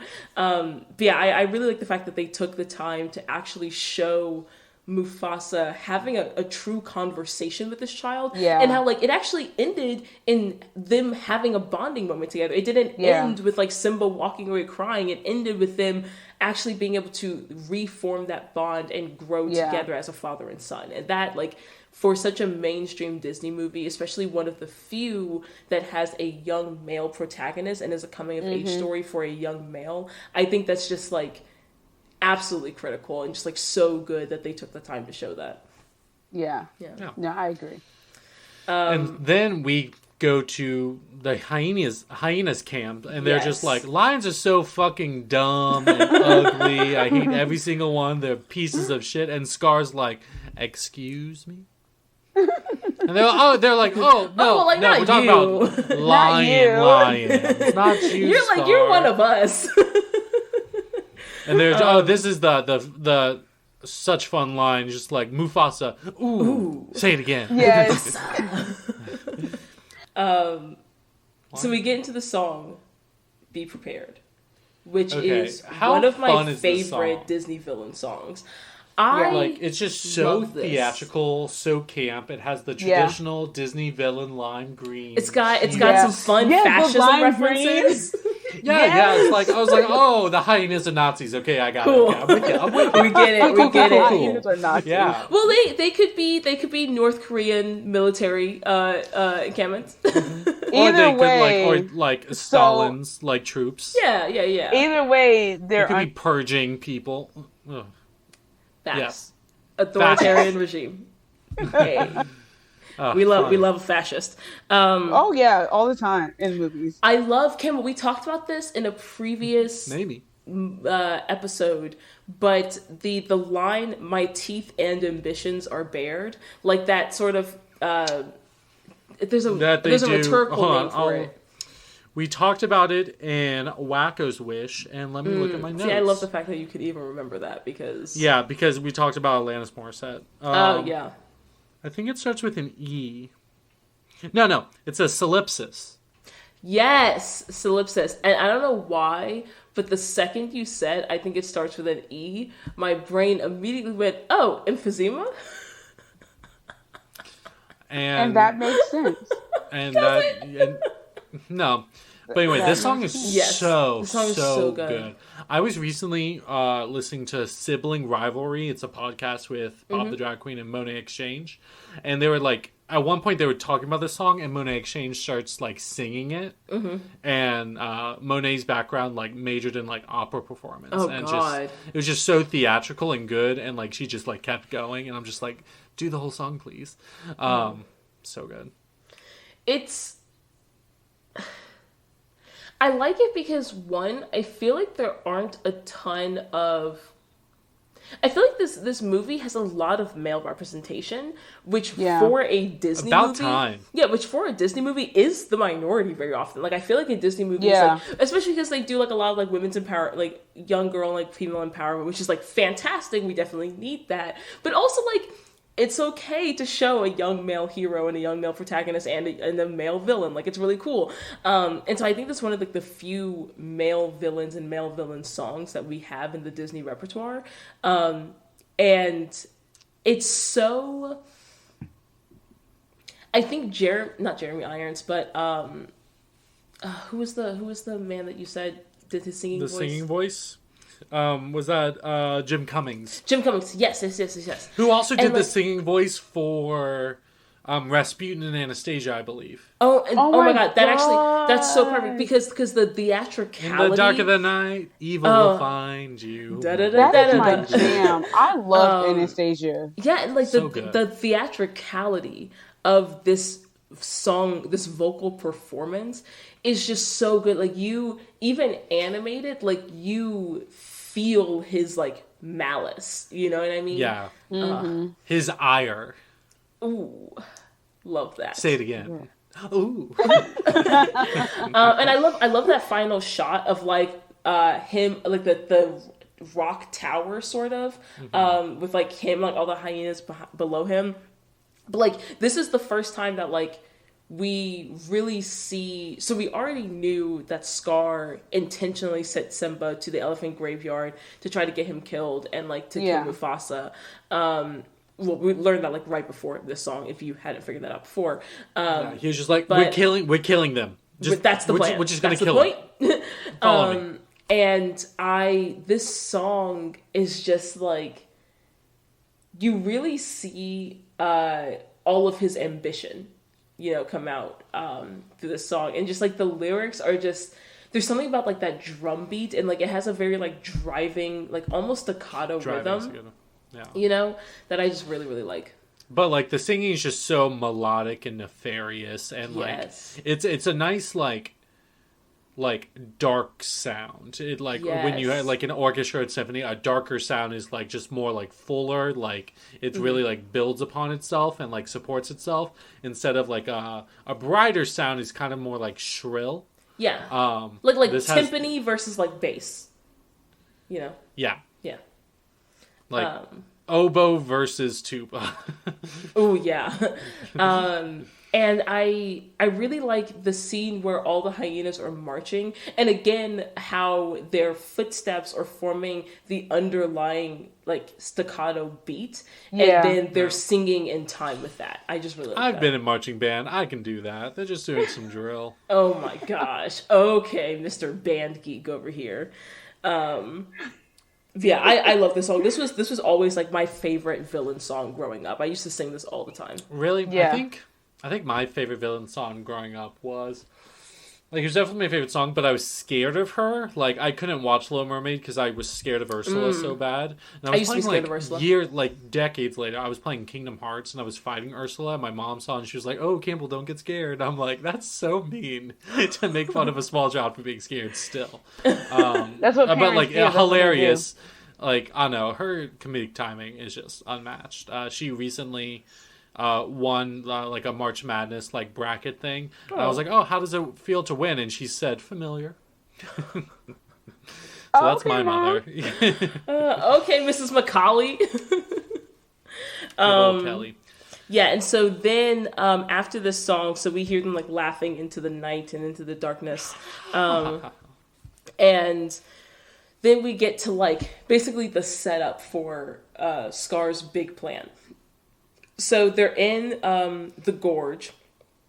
That's like this rocky gorge that like runs through the entire like Pride Lands area, and we see Scar once again just like emotionally manipulating Simba. But at the same time, like, it's very easy to get like younger family members to do whatever you want. Yeah. Jasmine, because... do you have an example of that?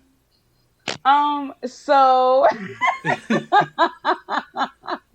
do I have an example? Yes. So my younger siblings, I'm not even gonna lie, they were too smart for me. Like, for Wanda and Raven, I would try to get them to do things, and Raven would just be like, "What?" I bet you I made that exact face too. I think during the Aladdin episode, you mentioned like some story about like either like a laundry basket or like something with stairs. Okay. So I do have this time where I persuaded them that, or I pretty much led them to believe that grocery plastic bags can be parachutes. That is deadly, Jasmine. That's how you kill a child, first of all. And there was another time that my middle sister, I don't know why we were doing this, but I talked her into getting to a suitcase, and I zipped up the suitcase and it was just like, "We're going on a trip." And she got in the suitcase, and at the time, her hair was like just all over the place. Like, this was hair day, so it was all over the place. And she got into the suitcase, and I zipped up the suitcase, and her hair got stuck in the zipper, and I could not get her out of the suitcase. And I don't know how I got her out, and it was crazy because she kept crying, saying she had to go to the bathroom. And I couldn't get her out of the suitcase. So, she may or may exactly not what I wanted. have had an accident in the suitcase. And I may not have gotten into trouble getting her stuck in the suitcase. But no, I definitely remember pretty much telling them that the plastic bags were parachutes. And we would try to jump off like the highest step. So you were just trying to kill us, is what? Raven, you're still here. Calm down.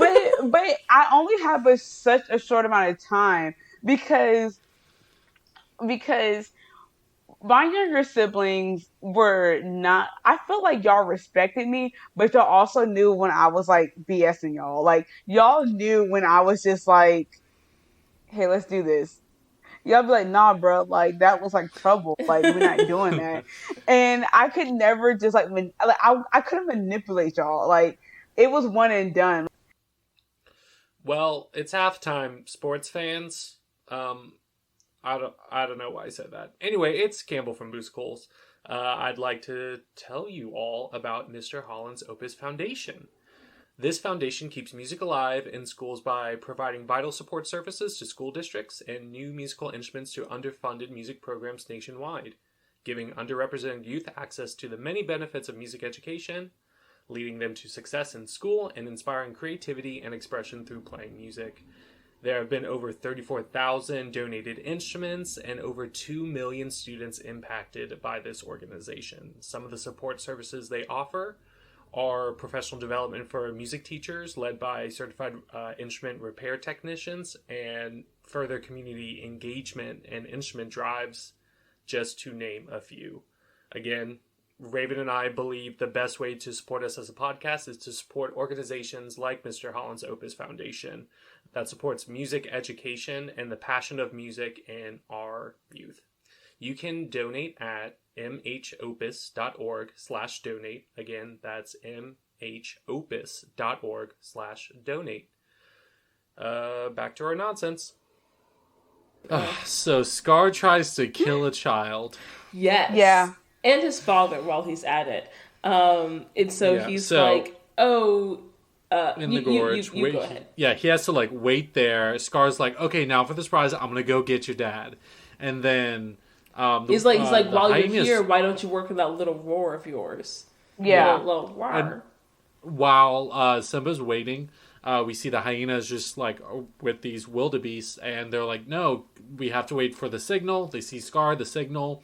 They create a stampede, and at the same time, Scar goes to Mufasa.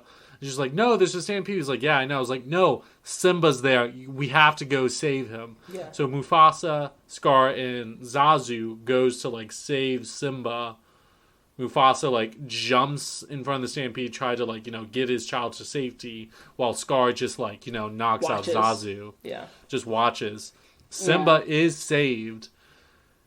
Mufasa needs help saving. Yeah. And Scar says the coldest line Long live the in king. a Disney movie. Long live the king, and just kicks him off, kills him. One of the things from an animation cinematography standpoint that I really like that they do, when the stampede is first coming down the hill into the gorge, and you see Simba on that little mound, that little rock or whatever.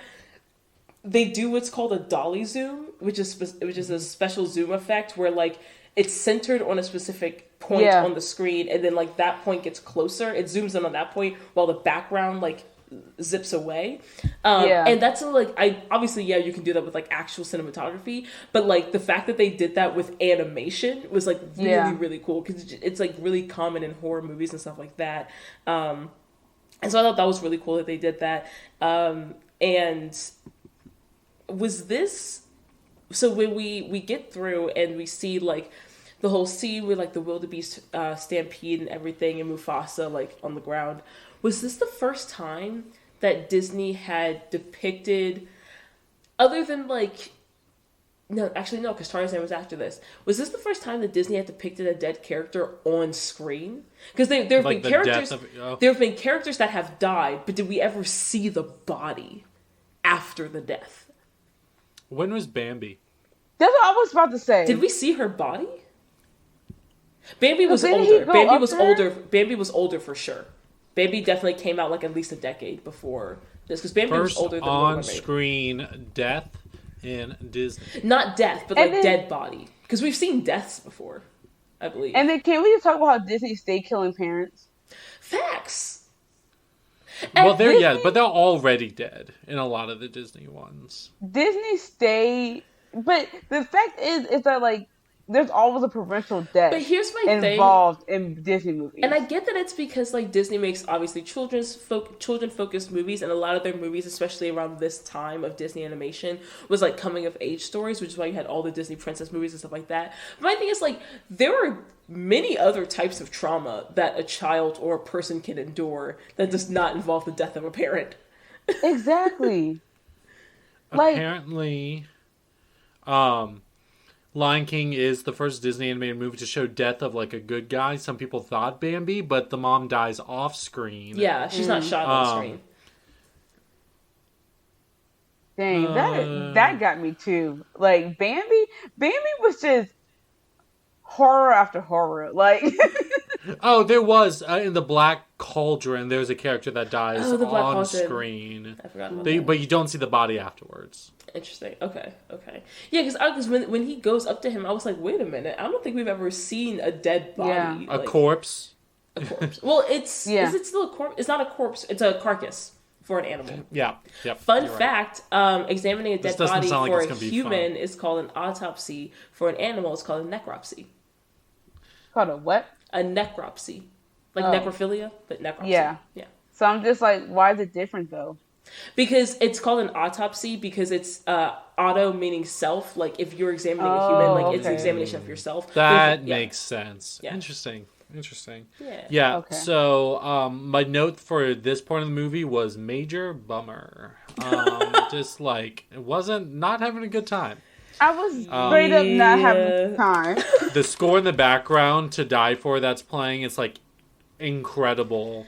And these like it's so good, and Scar basically is just like, oh my god, what happened? Oh my god, you can't go back, you killed your dad. Which this is you have to run away. This is so fucked because like again, a lot of young children physically don't understand cause and effect. Yeah. And it's really, really common for children, like when something really traumatic happens, like either like, parents divorce or a death of a parent or something like that, to blame themselves. And it's not even just because they don't understand cause and effect. It's because like at a certain age, you physically don't understand that the world doesn't revolve around you. I was just about to say that. And so it's one of those don't things, understand that you're not the center of the universe. That you're not the cause of it. And so like it's one of those things where it's like, okay, well, like it's also like a psychological thing where it's like, okay, well, if the world revolves around me, if everything happens because of something that I do, then obviously something that I did led to this. You know what I mean? Which, like in Simba's case, like technically him being there led to his father being there, which led to his death, but like that doesn't make it your fault. Yeah. And and it's like it's also the understanding that as a child, if you're going to accept that bad things can happen that you have nothing to do with, then you have to accept that your world is not safe. And that's like a thing that children, like even if you do accept that, that's a traumatizing thing to have to accept. Yeah. You know? Yeah. It's fucked up. And like what also doesn't make any sense, he was like, you should run away now, and then he tells the hyenas to like kill him. It's like, one, you already think these hyenas are incompetent. Why are you giving them They've proven their incompetence. I'm not saying you should kill this kid, but like you should have just killed this kid yourself. You're an adult lion. I never understood. Just like stomp. I remember having that thought of just like, Scar, why don't you just kill him right now? Okay, so because he's a manipulator. He doesn't do the dirty work himself. He literally just killed Mufasa this is the only time. But here's my thing. So I watch a lot of crime shows, and the fact of the matter is that everybody knows that there's already like some animosity between the siblings. There's already animosity between Mufasa and Scar, and Scar is like, if Simba were to die and Mufasa were to die, like he would be the king. So if he were to kill Simba, especially in his young age, like, I just feel like from an investigative standpoint, he would be the number one suspect. Like, everybody was automatically be like, Scar has something to do with this. So it's just like, and then plus Scar's not want to get his hands dirty. Like, if there's one thing about like dictators, they don't do things themselves, no matter how easy it would be for them to go do things themselves. Yeah. If you even look into history, like, dictators don't do the dirty work themselves. They don't ever do those things themselves. Yeah. And that just goes into like the whole dictatorship, like the whole like be prepared scene. Like, Scar is a dictator. Like, he finds more joy manipulating people to do his dirty work than he does feel actually doing it. Yeah. So it's just like, that's why he doesn't do these things himself. And then the only reason why he killed Mufasa himself was because he was pretty much forced to, so to speak. Like, he was already in that position to do so. Like, because if it's like, either I save you and let somebody else kill you, and your son ends up and this whole thing would have been in vain. Like, this whole plan would have just failed. or I can just not save you from this cliff. Also, the pent up anger towards Yeah, his Yeah. brother. He's a towards lot more Mufasa. built up anger. Yeah, Yeah. and then it was Mufasa than easy to against cover Simba. up. Like, Mufasa died in the stampede. Like, Yeah, Zazu saw the stampede and him trying to save him. Yeah. Yeah. So it's just... He has, like, a witness, quote-unquote. Exactly. So it's just the fact that, like, this was the perfect time. Like, it was a perfect setup for him to be able to pretty much kill his brother, because there was no... It could easily be explained away. Like, there was no true murder. It's just like, dang, like, and even if he slipped, he's like, dang, I tried to save him. I just couldn't hold that. I couldn't bring him up. Like, you know what I mean? It's just, it was too easy. Yeah. So Simba is just, like, you know, running away. The hyenas chasing him. But he, like, kind of, like, gets lost in, like, the brambles. Mm-hmm. And, like, gets away. And the hyenas are like, well, he'll probably die out there, so we're good. Yeah. Yeah. Which he would have if it weren't for Timon and Pumbaa. The comic relief. Timon and Pumbaa, who, like, also have had their own movie. I mean, they're the star. It's Lion King 1.5 is about Lion King, the first one, from Timon and Pumbaa's which I think was such a cool thing to do. It was just cool like to so do. cool. Oh my gosh. Timon is played by Nathan Lane, who, like, also partnered with Matthew Broderick. Matthew Broderick in The Producers. He plays Max, but he was also Max on Broadway. He was in The Birdcage, Mouse Hunt. He won a Tony for his work in A Funny Thing Happened on the Way to the Forum. He was in Guys and Dolls. Love that.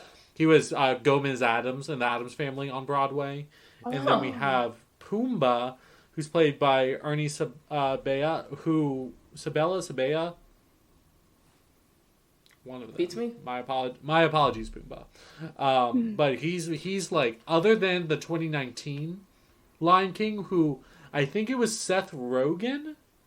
I think so. He has been Pumbaa in everything else. Appropriate reaction.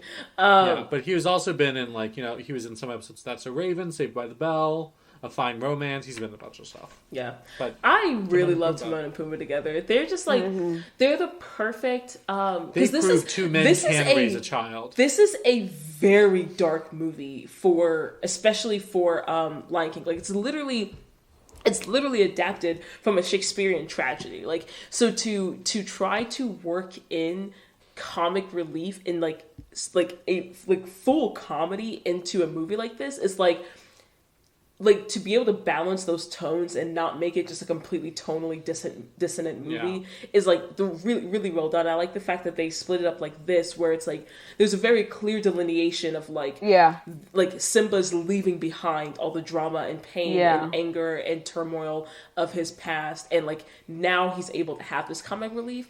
But in the same way that like a lot of people that have trauma or struggle with mental health or something like that, like use comedy to like kind of hide that pain, is almost the same thing. Like, it's like this entire stint here is Simba trying to heal and trying to, not even healing, but trying to forget that pain and trying to like ignore it. But I mean, and then you can also say that about a lot of Disney movies. Like, that's true. Like Mulan, like, you know, like with Little Dragon Dude.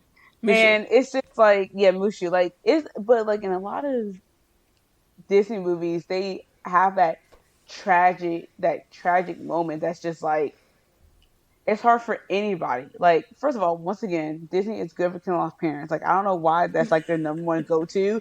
It's like, you know, if we're going to do this movie, kill this dad. I think it's their number one go-to, because like this stuff is meant for children, and for children, what's the worst thing that could happen? That is the worst thing that could happen. It is the worst thing, but also it's very traumatic. Like, which is like fucked up.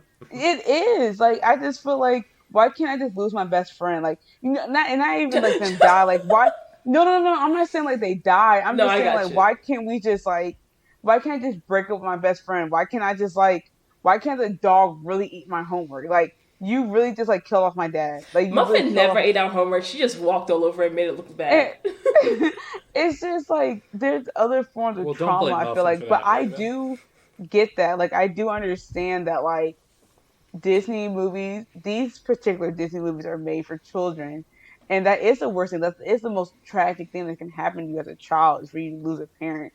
But also, that's very traumatizing to see it in a movie, because I remember like watching these movies and just being afraid of like my parents leaving the house. It's just Oh, like, yeah. no, if you leave the house, like you're gonna get shot by a hunter. Like, like someone's gonna like throw you off a cliff. Like, it's so interesting because like these movies, like that's like the reaction is just like the children are just scared instead of learning the lesson of like how to like healthily deal with grief. Which is like, what this movie's about. It's like, oh, they'll always be with you.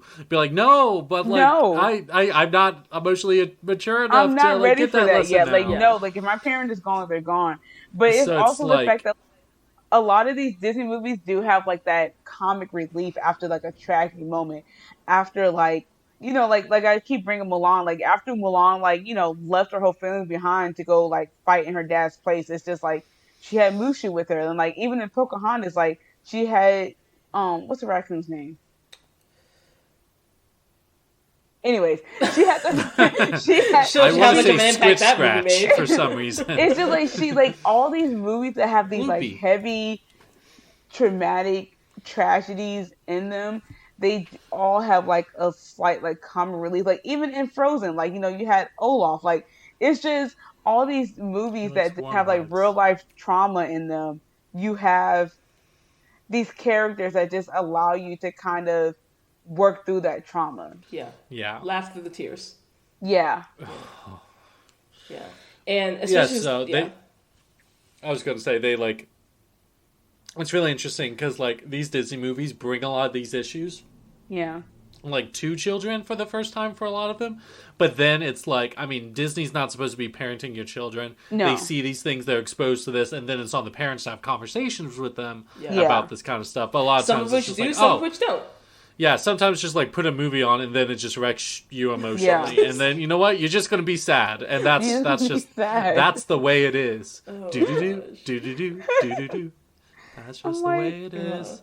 But we see Timon and Pumbaa come across Simba while he is being swarmed by buzzards, which are in fact a scavenging animal. Barely know her. Shut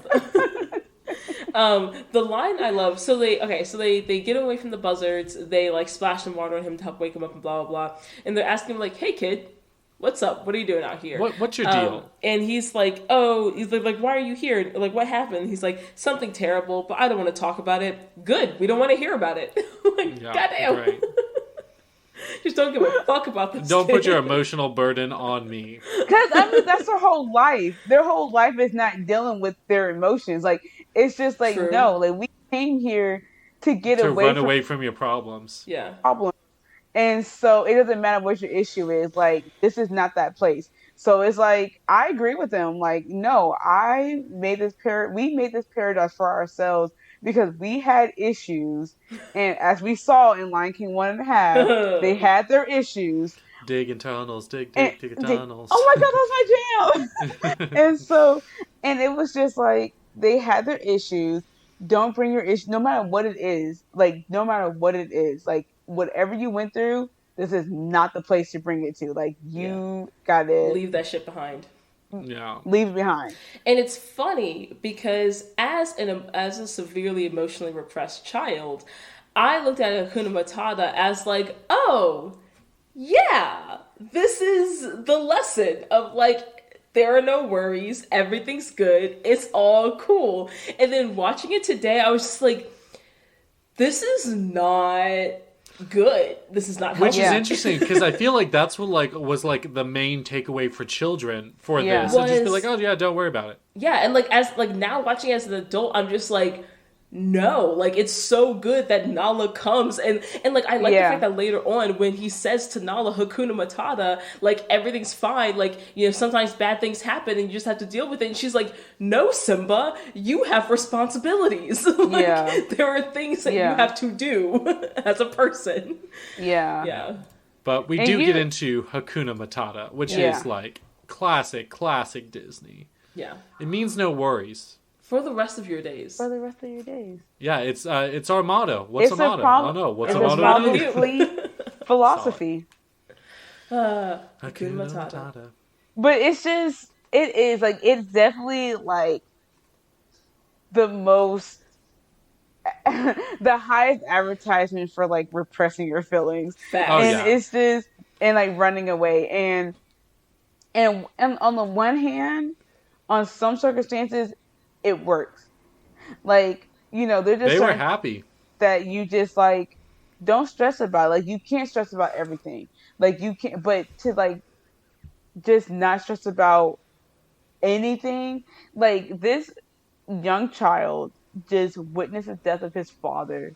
An incredibly That is not traumatizing experience. that's not necessarily like a repress. Like if I just stuff it down, if I just you know don't worry Stiff about upper it, it'll lip. go away. It's like your father's still dead though. Like somebody like you really looked up to and was trying to be like, and it's just like that whole scene even with like him.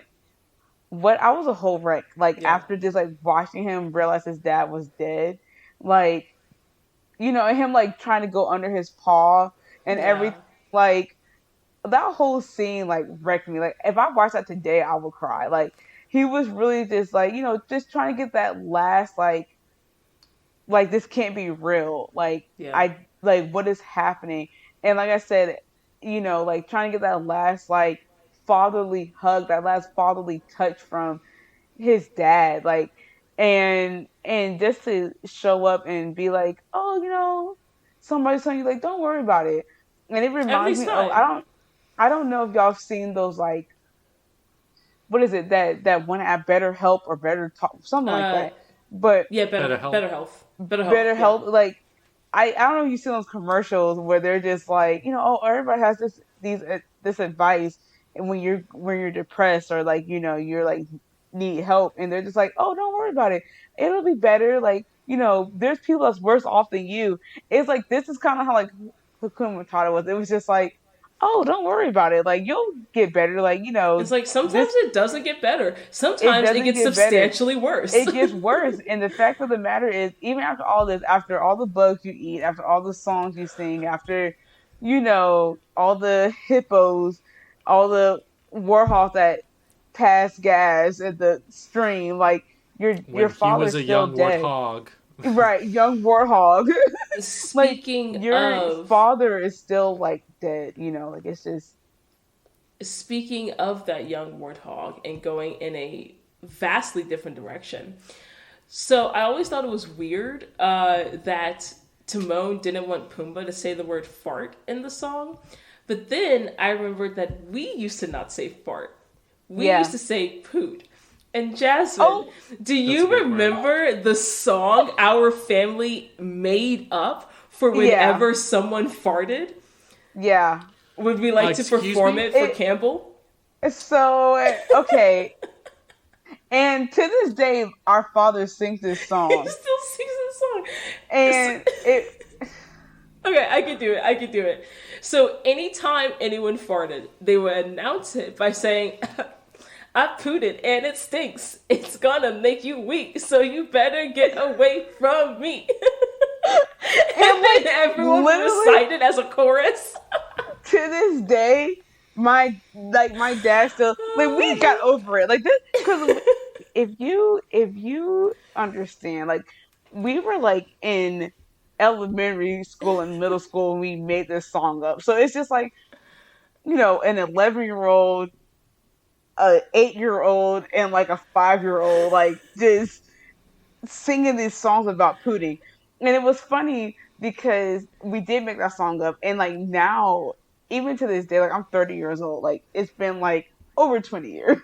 Like it's been like 20 years since I made this song up. And my dad would pass gas and he would go, oops, I farted and it stinks. It's gonna make you weak. And I'm just like, I made the song up 20 years ago. And That's funny. anyway, so yeah, it was just funny. Like Raven said, it was just funny how like he would not, like how Timon would just like not allow people Not to let say him like say farted. fart. Like it's just like, are you from Mississippi? Like, are you secretly from Mississippi and like to where we Africa. like it's just so funny. But yeah, like no, they that part definitely I definitely got to me. But yeah, that was our jam that we made up. Yes. I still think about that song. Obviously. Daddy still sings that song. He still sings it. Okay, yeah, so we get through Hakuna Matata, and during Hakuna Matata, Disney loves to age a character by song. So we see Simba grow up, and he's now an adult lion, which, fun fact, takes approximately 2 years. So he's about 2 to 2.5 years old right now. So he's now the adult Simba that everyone was attracted to. Correct, a 2-year-old. Adult Simba was I was just like, it was the mane, it was the hair. I was like, because my god sister, so talk back to Aladdin, because my best friend and god sister of over 20 years, her favorite movie is Aladdin, and she was super attracted to Aladdin. She was just like, what if I had a boyfriend like look like Aladdin? But I'm just like, not only am I attracted to an animated character, it's an animal. Like, yeah. I mean, do you remember the tiger from Zootopia? Yeah. Or Robin Hood, the fox one. Ooh, facts. It's the confidence for me. Or like... the entirety of Space Jam. Lola Bunny from Space Jam. They just wanted to make her honestly fuckable. All of these animated companies, all these animation companies out here would just turn the whole generation of children into furries. Yeah, they're just horny. And I'm just like, and you wonder why like people have these kinks. It's just like, you made us attracted to. Did you look at the material? Did you look at it? Like, what? Simba, when he came out of the water and like was like shaking his man, I'm like, oh my god, Simba. Did we say that means lion in Swahili? I don't think we did. Thank you for bringing that up. No, we didn't. Yeah, it does mean lion. So then we cut over to Pride Rock real quick, and we see that Scar is telling the story of, like, Mufasa and Simba are gone, like, blah, blah, blah.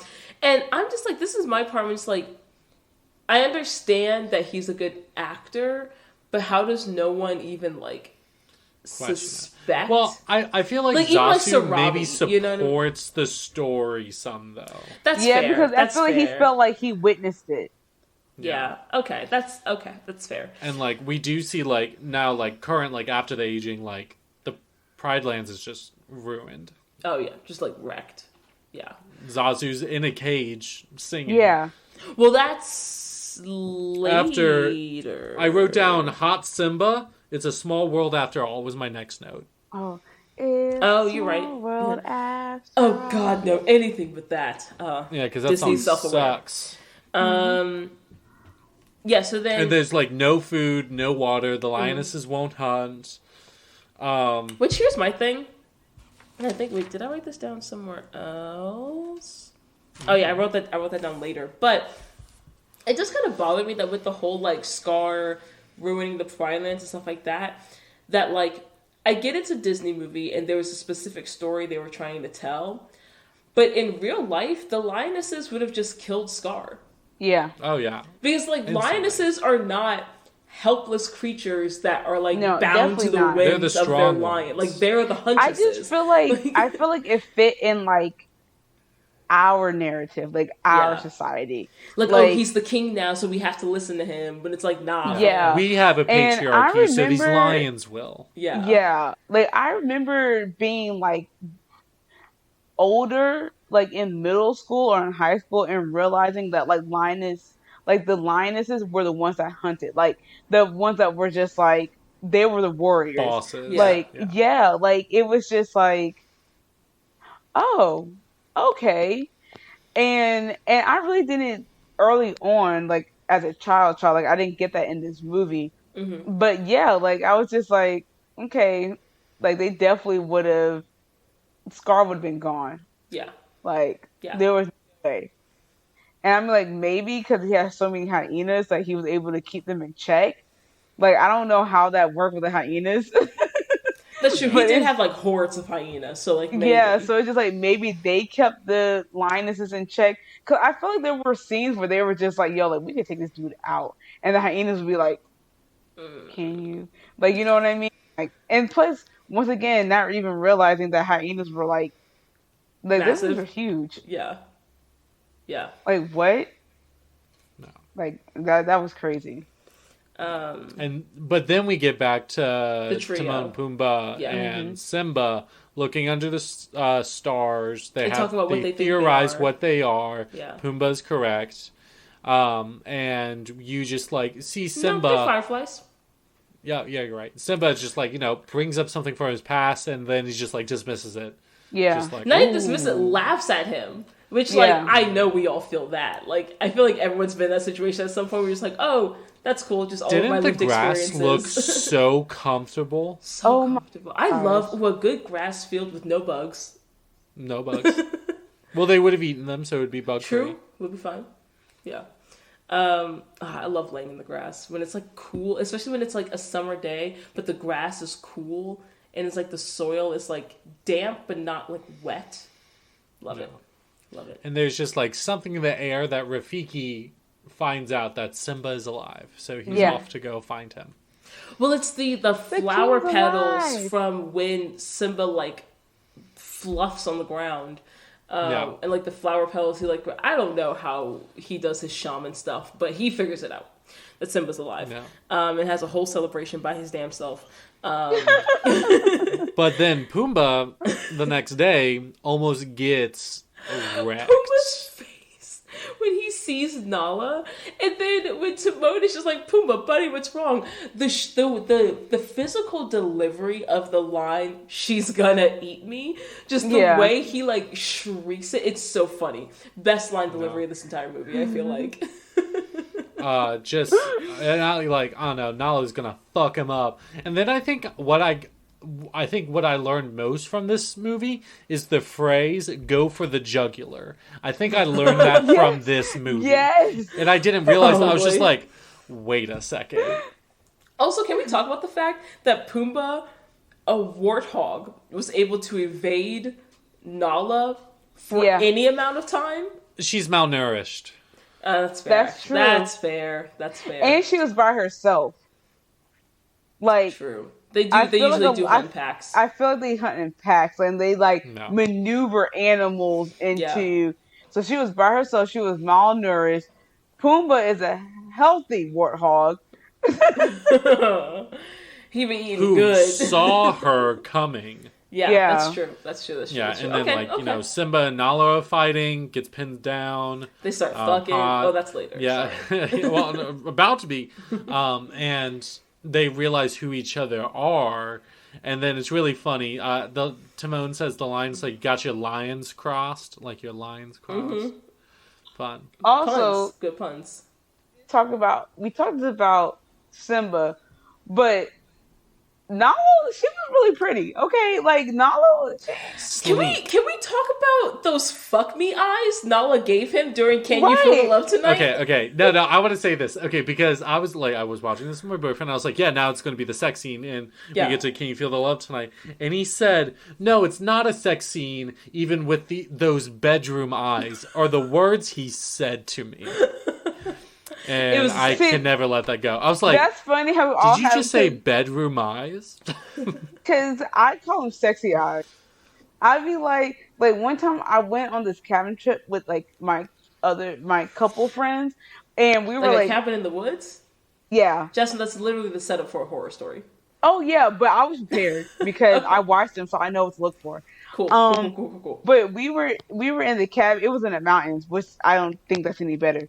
But we were playing some game, and I just felt like they kept looking at each other, and I'm just like, first of all, what they're not going to do is keep each other sexy eyes with company around. And they were just like, what? What are you talking about? What do you mean? I know sexy eyes when I see them, but it's just funny because we all three of us have different names for them. But the fact of the matter is, all right, when she's like laying down, I was just like, and then he goes to town on her, and that's just a fact. And that's this is a sex scene. Jack. And like Timon's just like, I can see what's coming, and Pumbaa's like, what are you talking about? It's like they're gonna fuck. I personally would have been in favor of Nathan Lane just singing the whole song. I want that version. Disney released the version. Release the Nathan Lane version. The Nathan Lane edit. Yeah. Yeah, we found out Nala like left to go find help. Yeah. And he's just like, what happened to you? And he's like, no, don't worry about it. And like he says like, Tara's like, oh, you sound like my dad. And she says back to him, good, at least one of us does. And I'm like, ooh. Yeah. Ooh. Your people need a king, my dude. Yeah. And then he goes to, and then she like goes to do something, and he's just like having a moment of crisis. Yes, and this is the scene that I was talking about earlier. So he's walking along through the fields, and he's like having this sort of like identity crisis, and we hear these like strings in the background, and we see like the clouds part, and he's talking to. Oh no, that's later. Wait, is this here? So he's yelling and like, oh, like, where are you, like, I need you, like, blah blah blah, and we get to Rafiki shows up, and Rafiki is just like, hey yo, I know your dad, he's over here, so he takes him to this pool where he sees his reflection, and he's like, Mufasa lives in you still, like, you have the spirit of your father. And from before, when he was talking about how the kings of the past live in the stars and like look down on us, that's when my toy came in. Yeah. And so we see the clouds part, and we hear the voice of Mufasa and see his likeness in the clouds. And here, the music here is very, very similar to the scene in Black Panther. When T'Challa goes to the spirit realm and speaks to his father. Specifically, was Black Panther Hans Zimmer? I don't think so. Ludwig Göransson? Yeah, Ludwig Göransson. But I think I feel like I read somewhere that there were some like influences, like inspirations they got for the music in Black Panther. But at the very least, the music, like one, they use like, it's very similar. They use strings, and it's this very like dramatic string movement in this scene, and They really sound similar. Like, I think when I was like listening to this, like it literally reminded me exactly of that scene where he's in the spirit world. Specifically, the second time where he's like basically yelling at his father for not sharing the gifts of Wakanda like with the world and stuff like that. So it's that heightened emotional sense of like meeting your ancestors, or like having to contend with your ancestry and what that means for you. You know what? It was like I read this like thing about like people being like talking about how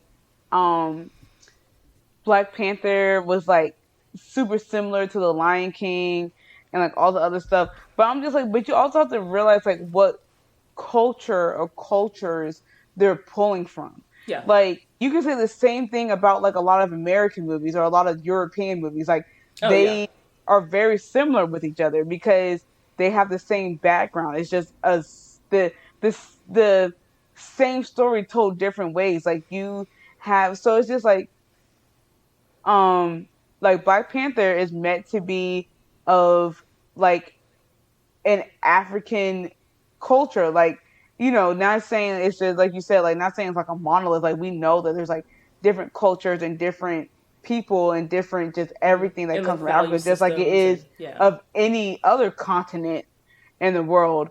But it's just the fact that like, they do have there is something shared amongst that continent. Mm-hmm. And the fact is like, in Black Panther, a lot of African cultures look upon their ancestors. Like they look for that folklore. They look for that storytelling. They look for this, that spiritual, guidance from people before them. Mm-hmm. And so it's just like, so for you to be like, oh, the Black Panther was like the Lion King, it's just like, well, duh. Like that's like saying anything about like any of the other, like I said, like European based Disney movies or American based movies. It's just like our society is our society. Like, yes, there's different states within the United States of America, but we all still share a certain culture, so to speak. Yeah, certain commonalities. Like, exactly. So it's just like, why is this upsetting you so much? Yeah, because it was a huge article. It was a People whole just article. like being mad for no reason. Like, relax. Like, it's not even that serious. Yeah, and it's like, even if I'm sorry. I just finished watching Bridgerton, so I'm like really into that right now. Yeah. But it's just like they have the paintings of like all the past kings on the wall. Yeah. It's just like everybody does How is that. this different, you know? And the thing that How is bothers this me, different? the thing that bothers me is that, like, okay, sure, they're similar. Why is that a bad thing? Why is Why that a bad thing? like they're like Lion King was a hugely influential piece of work when it first came out, and like Exactly. yeah, a lot of and even it was inspired by another hugely influential body of work, right? You know what I mean? So it's just like, why is it a bad thing for these two things to be similar? Yeah. But yeah, so my next note is Rafiki is the definition of chaotic good, which I stand by. Yeah, and he so he teaches Simba this lesson, and then about learning from things from your past, and so he beats him with the stick and be like, yeah, that still hurts, but it already happened. You just need to learn from this experience. Yeah, and he tries to hit him again, and he dodges. He's like, see, you're learning, which tells us beating people is a good way to teach lessons. Only once they're adults. Is that what that means? Only once they're adults. It can understand cause and effect. I mean, up to interpretation. Do we want to get another drink before we get into the final scene of Simba returning, battle, everything? Yeah. Cool. Cheers. Cheers. Okay. So then, Simba has made the decision to return to the Pride Lands. Yep. And as Nala he does that. He very succinctly to Timon and Pumbaa, he's returning home to challenge his uncle and claim his place as king, claim his rightful place as king, basically. So now they're Simba sees the Pride Lands again, and it's just so devastated. It's devastated. The ecosystem is ruined. Yeah. It's ruined. It's fucked up. And Nala and Timon and Pumbaa are there, and they're trying to formulate a plan. And it's so funny. There's okay, we need to distract the hyenas. We need live bait. And Timon's like, what? What do you expect? Me to dress and drag and do the hula? And then he gets the best. It cuts to that. This will never not be the best part, the best scene of the movie. The plan works, and the hyenas are distracted. Yes. And then we see that Sarabi is coming, talking to Scar, and she's like, "There's nothing left. There's the only option we have is to leave Pride Rock, leave these lands." Yeah. And then what the most unrealistic part of this movie is then Scar hits her, and then she just stays down, lays down, and it's just nah, Sarabi is that bitch. She will fuck you up.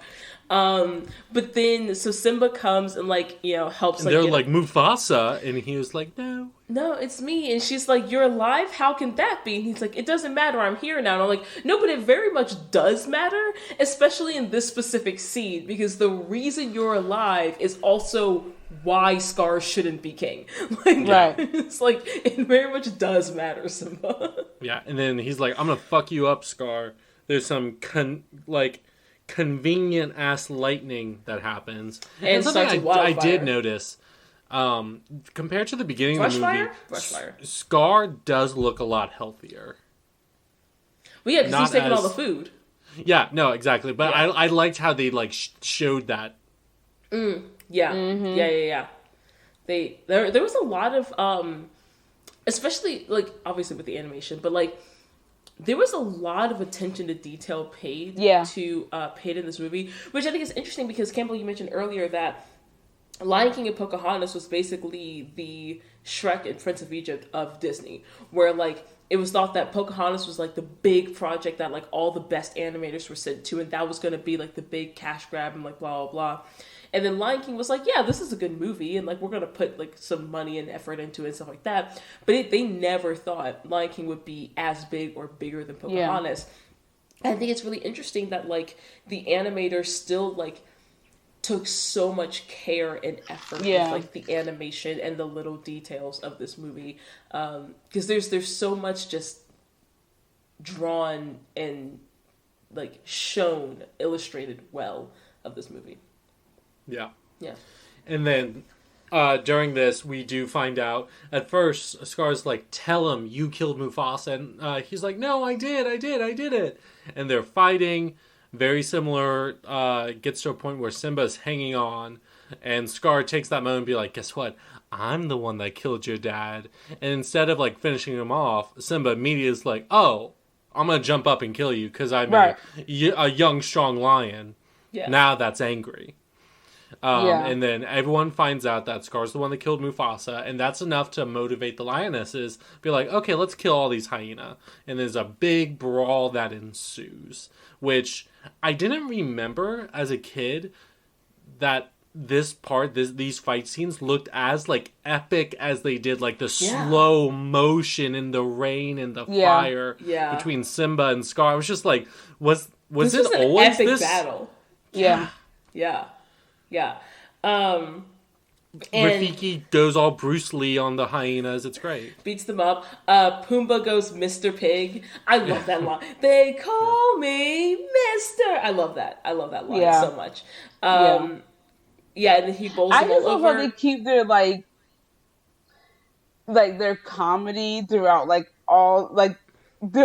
the coping mechanism. Yeah. Because earlier, like, they were terrified. If you think about like Timon and Pumbaa's like journey as characters, like when they first saw Simba, like Timon was terrified and he was a literal cub, and now they're full on fighting hyenas. Like good for them.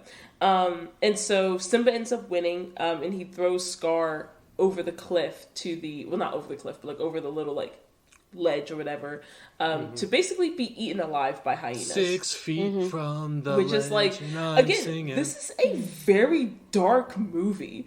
Like, they don't physically show his death, like they didn't physically show Mufasa's death, but like, it is very clearly implied that he was eaten alive.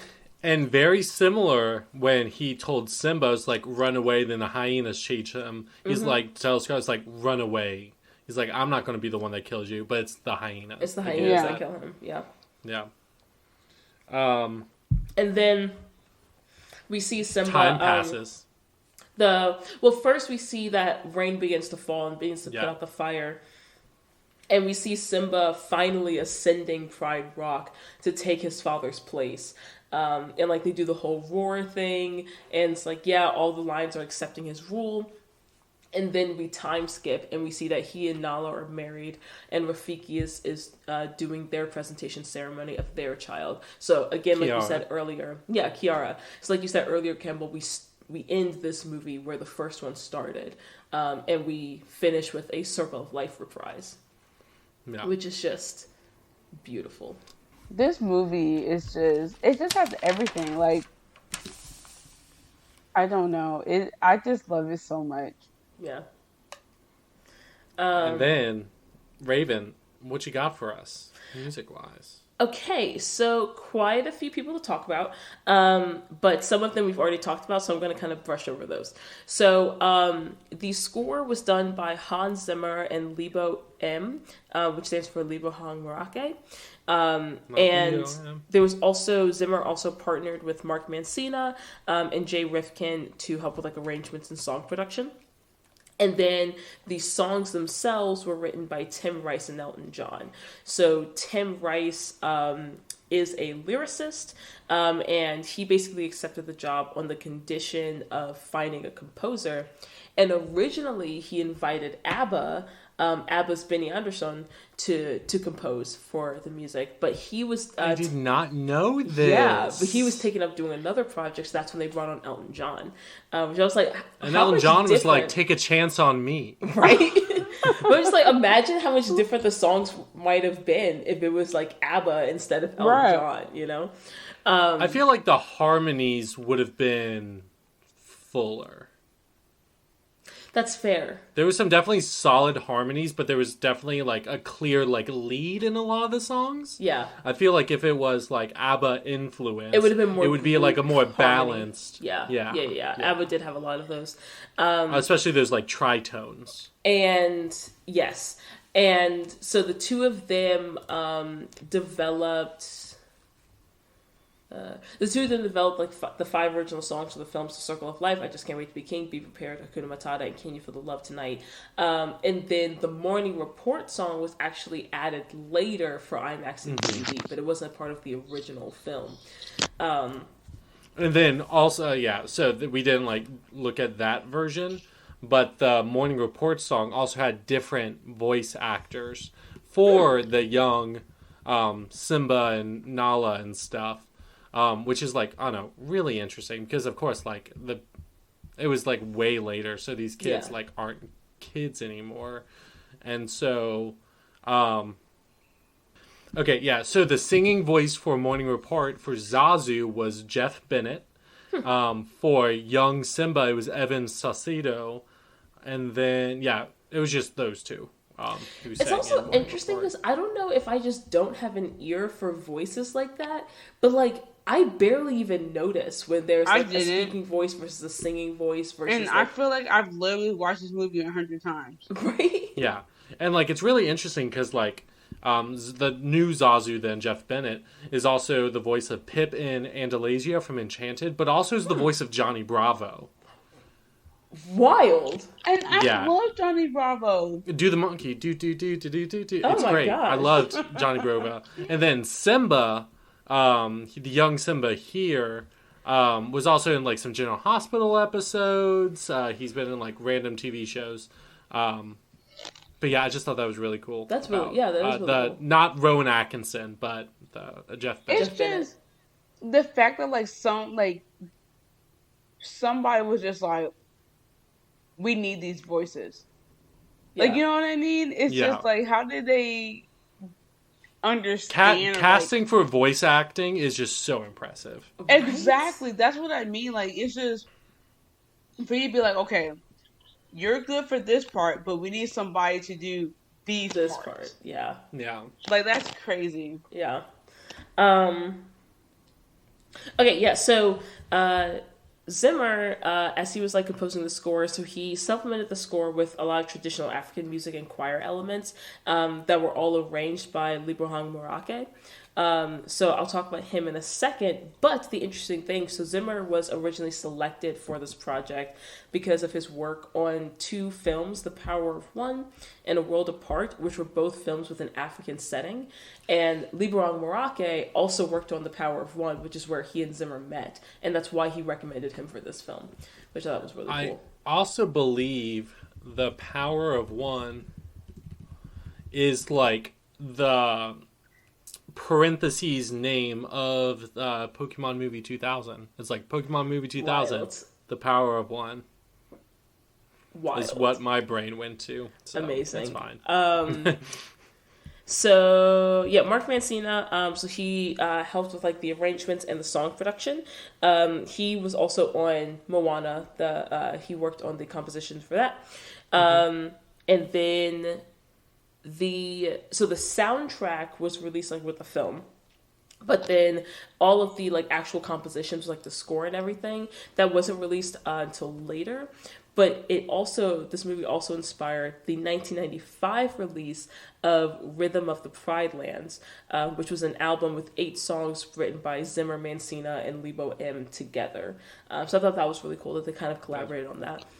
Yeah. And so then Lebo himself, he has a few interesting fun facts. So he is a South African producer and composer.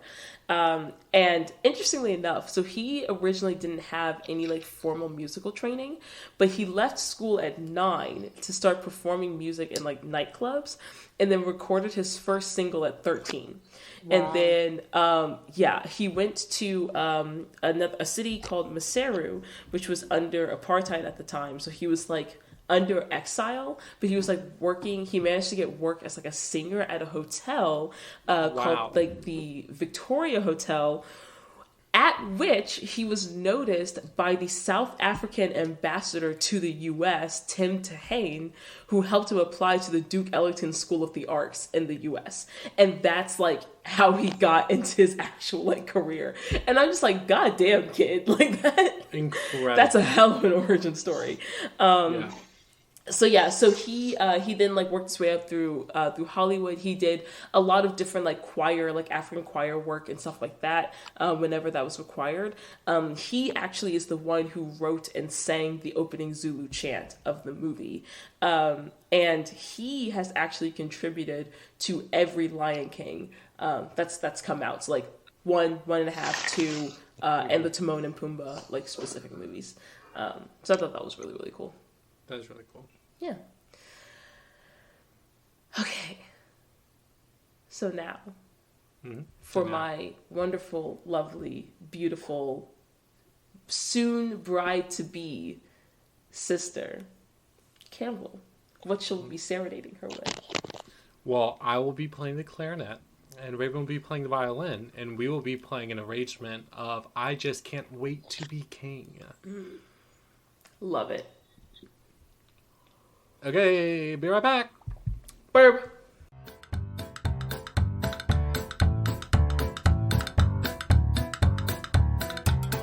Hey everyone! In addition to our other nonprofit partners, I would like to do a quick plug for the Daddario Foundation. The Daddario Foundation is a nonprofit grant-making organization that provides monetary and product support to high-quality music instruction programs on the front line to improve access to music education.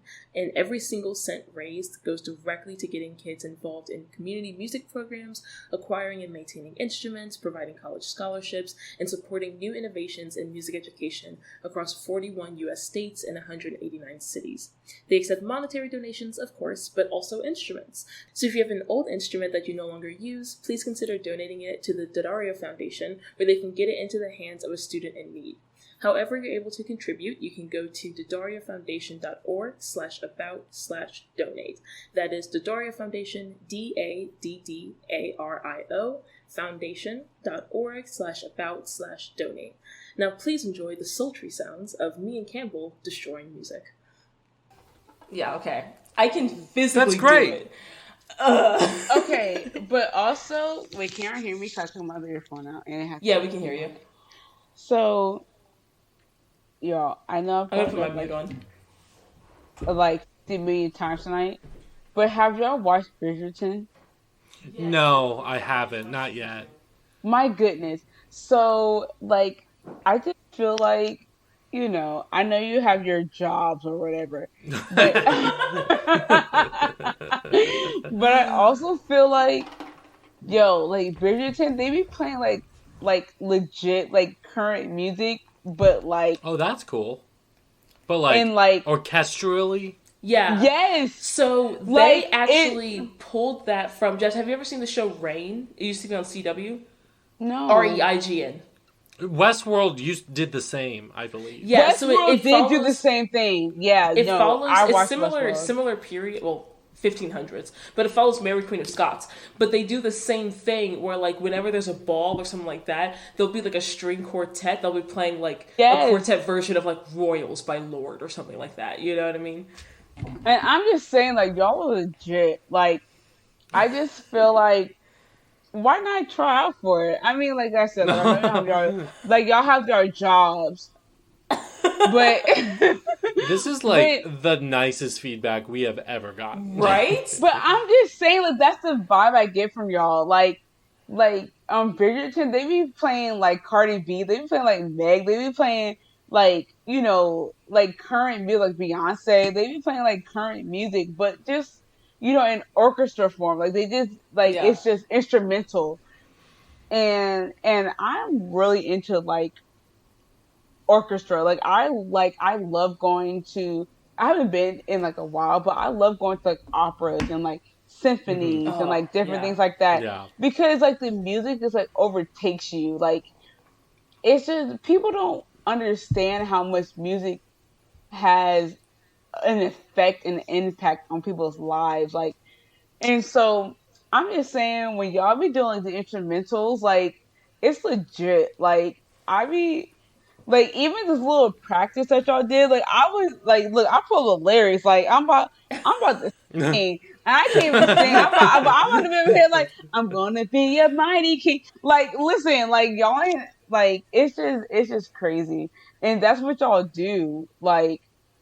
You know what I mean? It's just when I watch shows like Bridgerton that brings like current music into like a 1800s theme, it's like, what? That's I love crazy. that. Yeah.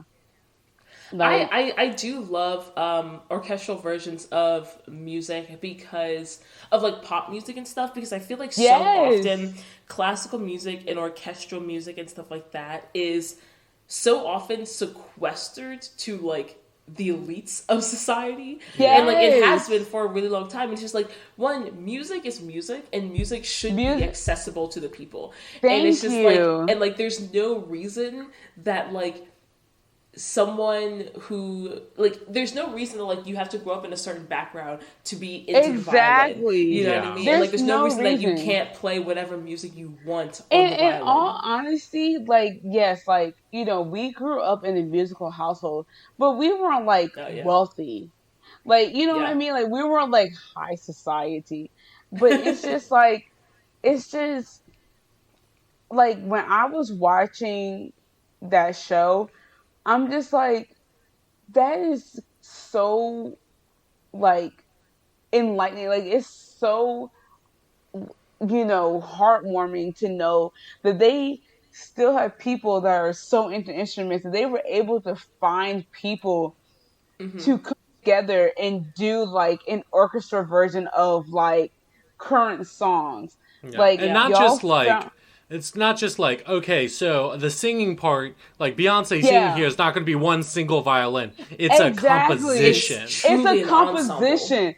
Yeah. Like, exactly. Like, they were able to find like people to like play these instruments, and for us to be like, that's Lady Gaga. Like, you know what I mean? Like, that's John Legend. That's whoever. Like, what? And I was always one of those people that was like, when I have children, I would never force them to do A, B, and C. But I hope my children are into instruments, like, because that's something I just feel like should not die. Like, that should not be something that fades away in our society. Like, it's such a good skill to have. It's so, like, I have been looking at like symphonies and like just operas and all the other stuff because I love watching these people. I love seeing people perfect their art. Like, that's a thing that I'm just obsessed with. Like, people perfecting their art. It's like, what? Like, you stuck with this from the age of 5 and you're like a grown person, and this is like something that you like really stuck with, like you perfected, like you mastered it, and that is so impressive.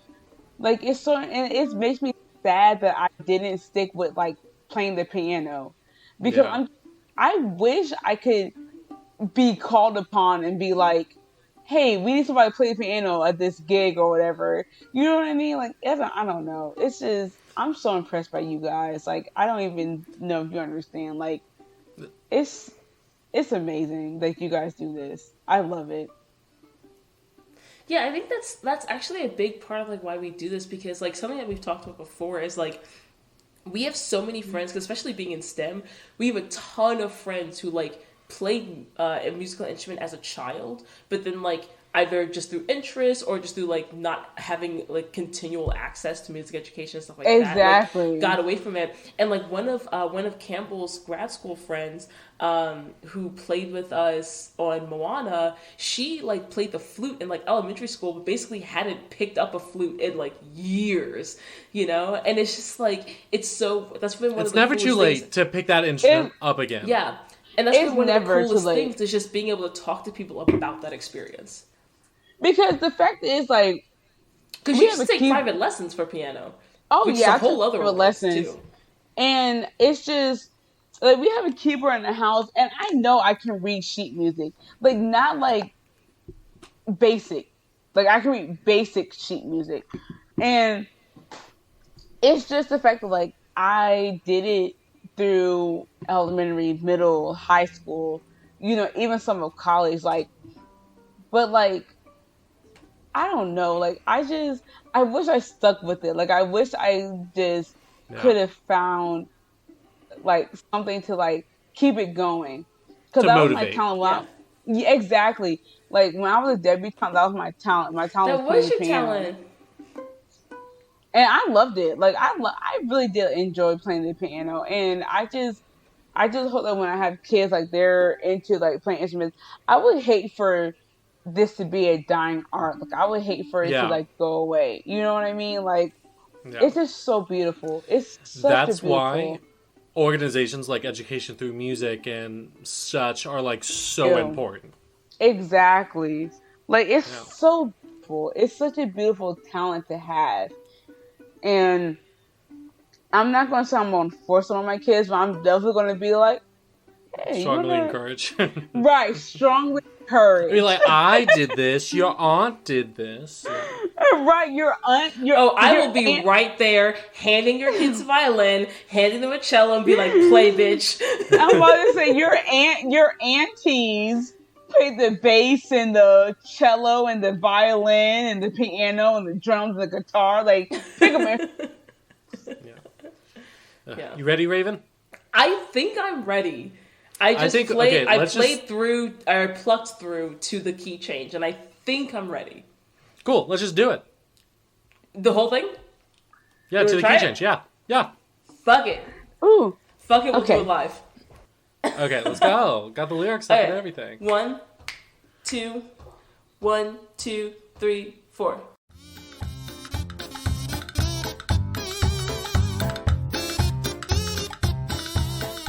Holy shit! I just Raven, did that. you crushed it. You crushed it. Oh my god.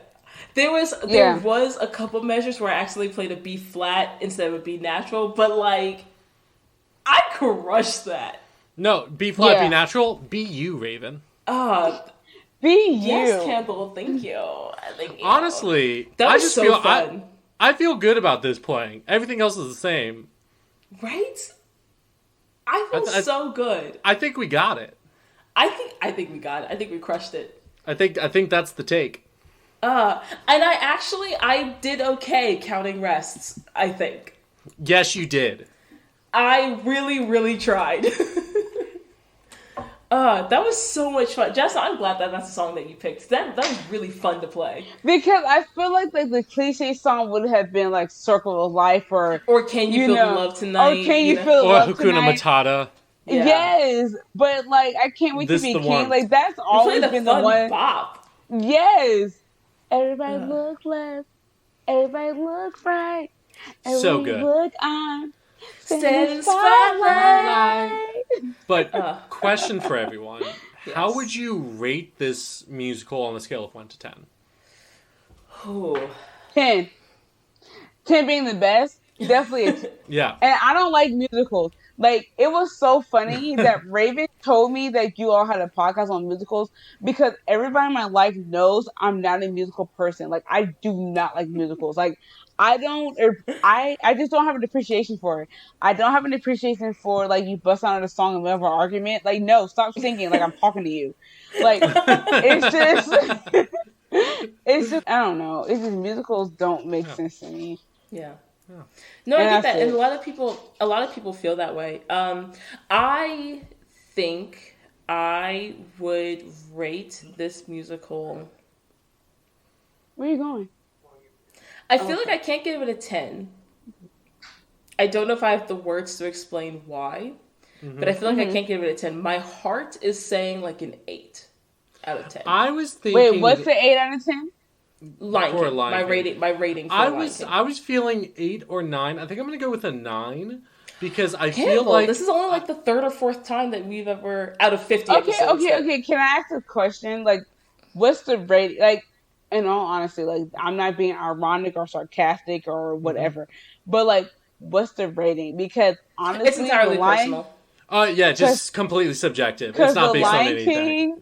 The Lion King always going to be whatever scale. It doesn't matter what it is. It's just top of the top for you. No, Jasmine, it's completely subjective. Like every, like I don't even do like it's not even like it's an 8 out of 10 because such and such was a 9 and this can't. It's not even that. It's just like my heart of hearts is telling me. For me, the Lion King is always going to be top tier. Like Yeah, makes sense. For me, I would say it's like a 9 because like it's great, but like some of the songs, there's only like 5 songs in it, and I just want it's not that more. song heavy.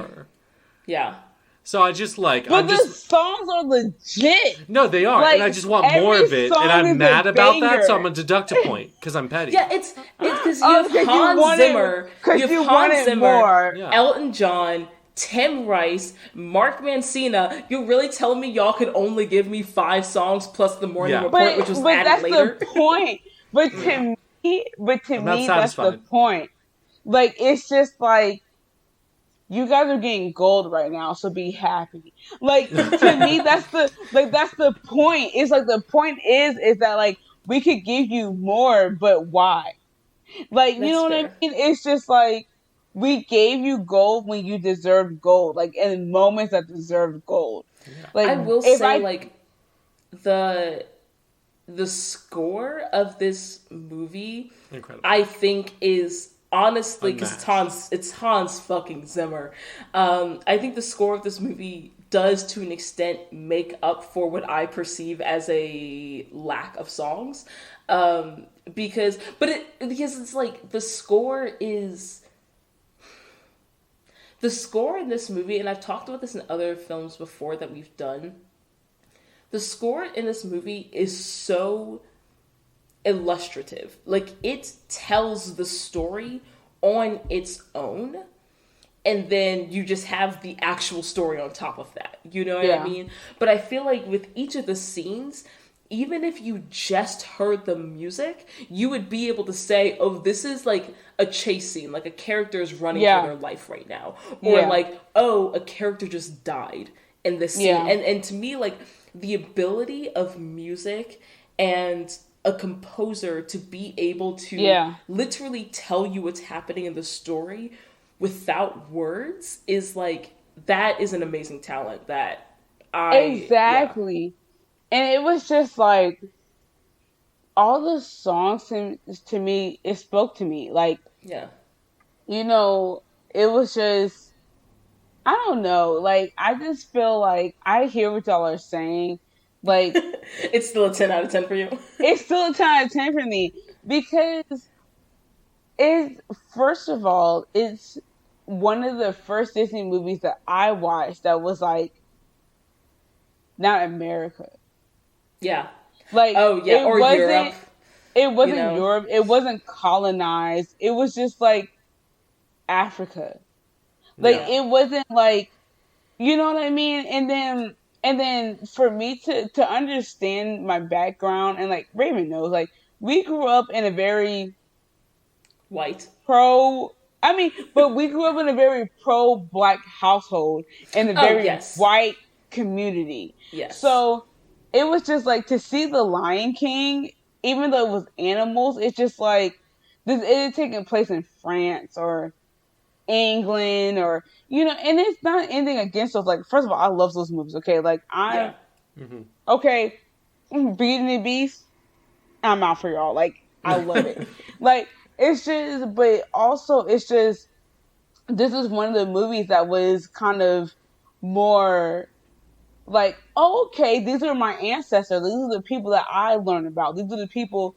This come from a land that, like, I know that, like, my family has come from, so to speak. And then it was like, all the songs were just amazing. All the songs were bangers. Like, there was just like not one song that I was just like, ew. Yeah. And then it was just, I just feel like I related to everything that happened. Besides the fact, you know, the father passing away, because clearly, you know, I'm not clearly, but I'm just saying, like, I still have my father. So it's like, but I understand, like, the whole, like, disciplinary thing. I understand the whole, like, wanting to be more, wanting to be better, wanting to grow up, wanting to do something in your life. Like, and then also repressing feelings. Like, I understand everything that happened in this movie. It's like, it resonated with me. And even though I love princess movies, like, I love princess movies. Like, I love Princess and the Frog. I love Snow White. I love Cinderella. I love all those movies. It's just, the women had their own strength, but at the same time, it's like, there's a movie out there that is just like, shows that women are in charge. You know, like there's a matriarchy that is in charge that can. And that's it's not a movie about the women overcoming like a certain weakness. Yeah, it's like no. It's inherent strength that's just respected, and that's the environment. That's just established. It's not like, oh, you kidnapped me. Now I can overcome you. Like, I know my strength. No, I'm gonna eat your friends. It's like that's great. No, like, dude, like, you better watch out, because right now I'm doing you a favor by I'm still kicking your ass all these years later.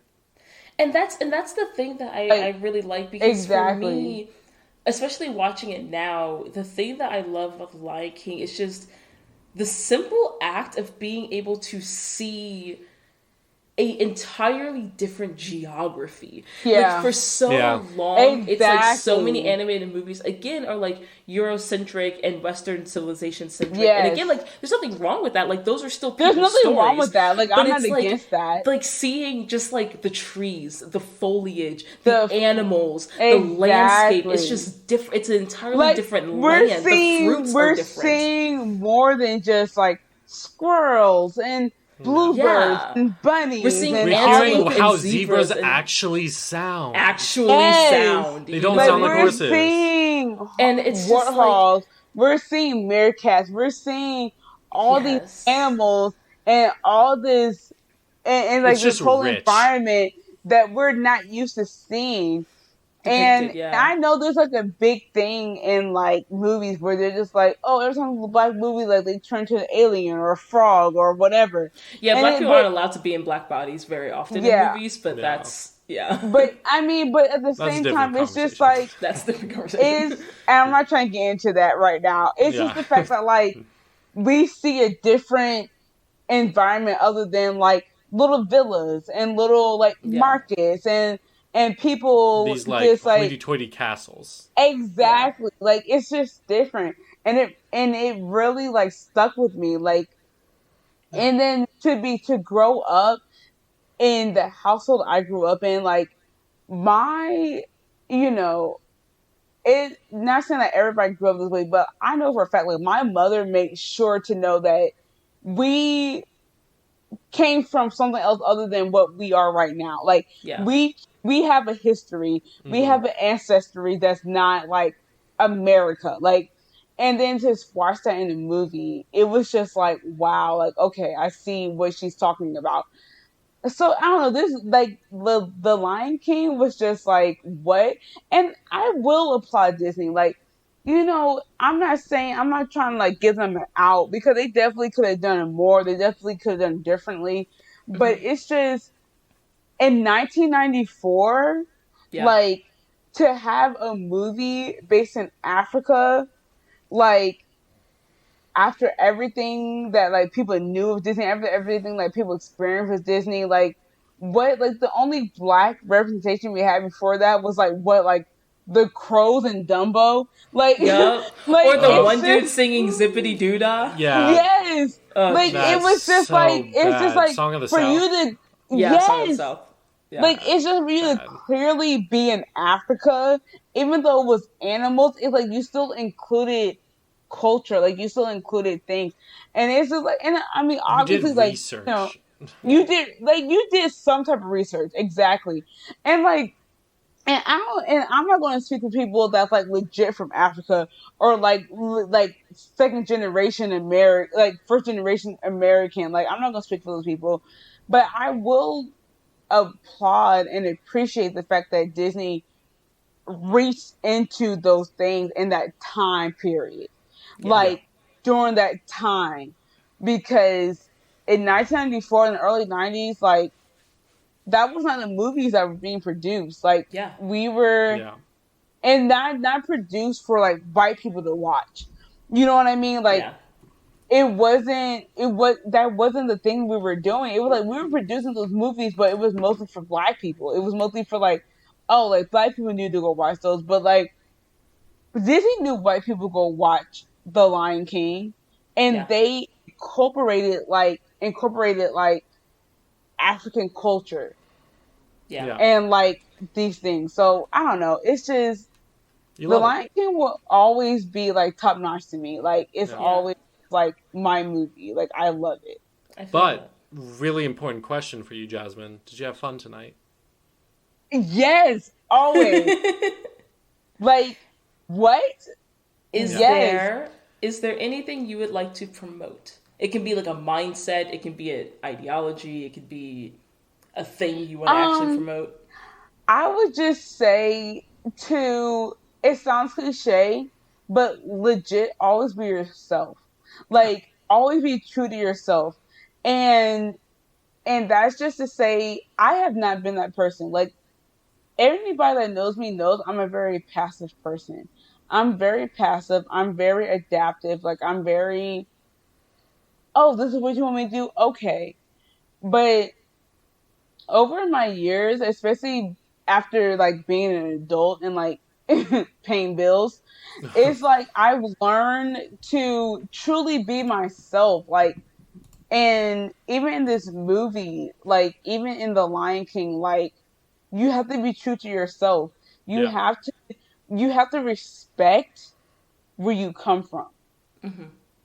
And it doesn't matter where you come from. Like nobody should feel bad. Like just because if you grew up in a wealthy household, don't feel bad for that. Like that's how you grew up. But just be true to yourself. Like if you grew up poor, you grew up poor. Like you grew up in whatever way you grew up. Like just be true to yourself. Don't try to be something that you're not. And also just take the time to grow up. Yeah. Like Facts. That's a good one. Don't don't rush rush anything. it. Oh, Do Yeah. not rush it. And takes time. I will say this, even though I always considered myself the third parent in the house, I will say that having two younger siblings made me grow up slower. Like it made me appreciate youth because I felt like a lot of my childhood I had to shield my, even though I had very smart younger siblings. Like they caught on to things that even though I caught on to them, I didn't expect them to see it. Like, but it was just the fact that when my younger siblings wanted to do something, I wouldn't be like, oh, I'm older now. I can't do that. It's like, no, like I did it for them. Like, just appreciate your youth. Like, Yeah. grow up slowly. Like, do not accelerate your growth. Because the fact is, when you're 30 and you're paying bills and you're getting married and you're trying to figure out your life, you're going to look back and be like, dang, like, I wish I would have taken this time. And the fact is, I did. Like, I took the time to, like, the one thing that broke my heart, and I don't remember if it was Raven or Rwanda that said this, but I remember I was like in high school and one of you, I don't know who it was, but y'all was just like, you don't play with us anymore. Like you're always out with your friends and you don't play with us anymore. Aww. And that That's broke my heart. heartbreaking. Like I was just like, what? Like, and I'm about to cry now. Like, it really did break my heart because it's like, I don't want y'all to think like that. Like, I don't want y'all to think I don't have time for you. Like, I don't want you to think that I don't want to be around. It's just my whole life I've been forced to grow up. Like, I've been forced to be an adult. Yeah. And it's just, for y'all to come and say that to me, for y'all to come and be like, and to notice that, and to be like, you don't play with us anymore. It's just like, well, you know what? Screw everything else. Like, you all are what matter to me. Like, you all are what's my heart. Like, I'm going to play with you. Like, I'm going to be that older sister you want me to be. And that's will be my advertising for that night. It's just like, take your time. Like, whatever anybody else that you don't listen to everybody. don't listen to society. If you are 20 years old and you feel like you're not ready, don't be ready. Like, take your time. Because the fact is, once you become an adult, like, that's You're not it. getting that time back. Yeah. You're not getting that and you time have no back. idea what you're going to learn as you grow through that. Exactly. Yeah. Like, So don't grow up too fast. Like, you know, I was talking about this with my friend like yesterday, and we were talking about like how we had Raven. You remember that school that we had for like bad kids and pregnant girls, like Renaissance Academy. Thank you. Oh, New okay. beginnings. I could not remember the name at all, but it's just one of those. But that goes to show you, like, don't like just take your time being a child, and I hope that we're of a generation that allows our children to do that, because we were not allowed to do that. We were not allowed to be children. Like, we were getting punished for things that kids do, and we weren't allowed to do that. Like, we weren't allowed to be children. And it's just like, that's my number one thing. Like, be kids, be children, like, make mistakes, like, get messy, Ms. Frizzle. Yeah. Exactly. My hair is so soft right now, and I love it. Exactly. It's just, you have the rest of your life to be grown. You have the rest of your life to be an adult, and don't quicken it. And I don't feel like I did. I feel like I stayed a child as long as I could, because I didn't want to be an adult. When I became aware of what my parents were going through, which was at a young age, like my dad, at a very young age, my dad made me aware of what they experienced as adults. It was just like, I don't want to do that. Like, I don't want to be a part of that. And I feel like I tried to stay a child as long as I could, as long as they let me. And it's just, don't. I think that definitely makes sense. That's definitely like really good advice, because I feel like so many people are so focused on like growing up because we associate that with like freedom and responsibility and success and stuff like that. Yeah. So I think that's a great thing to promote. Yeah, and thanks for that, Jasmine. And I'm just saying, like, it takes time. Like, I tell people all the time, like, if you have a goal, stick to that goal. Okay, I graduated undergrad in 2013. My plan was to go to my officer school for the military and then go to law school. That didn't happen. I waited almost 9 years to get accepted and admitted into a law school. Like, stick to your goal. Yeah. Don't grow up too fast, but also stick to your goal. The first, second, third, fourth, fifth rejection, denial you get, whatever. Like, it's gonna hurt, it's gonna sting, but suck it up and push past it. Yeah. Like, what? I had plenty of friends that went to law school right after undergrad. And I didn't have the opportunity. I had to do the military thing first. I had to do whatever. Yeah. Like, just stick to your goal. Stick to your goal. Don't give up. And also, don't grow up too fast. Yeah. For sure. Campbell. Yes, Raven? One last question. Where can you find us? Well, if you're listening to this podcast, you already did. But if you, and we hope you do, share this with literally every person you've ever met in your entire life, you can do so by checking us out wherever podcasts are found. So that's Spotify, Apple Podcasts, Podbean, Stitcher, iHeartRadio, Pandora, literally anywhere that you can like listen to a podcast, we are there. And if you listen to us and you like us, which we hope you do, you can do a few things. The like easiest way to support and like spread what we're trying to do with music education is by rating us favorably, 5 stars, or liking, following us on these different podcast platforms. However, if you don't think we are like, you know, there's things we can do better, let us know. You can email us at boozicals, boozicals @gmail.com, or follow us and DM us at Instagram at boozicals.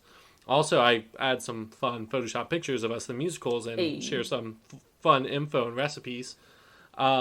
yeah, you can do that. Amazing. Love it. And so the only thing left is to say bye-bye. See ya. Bye.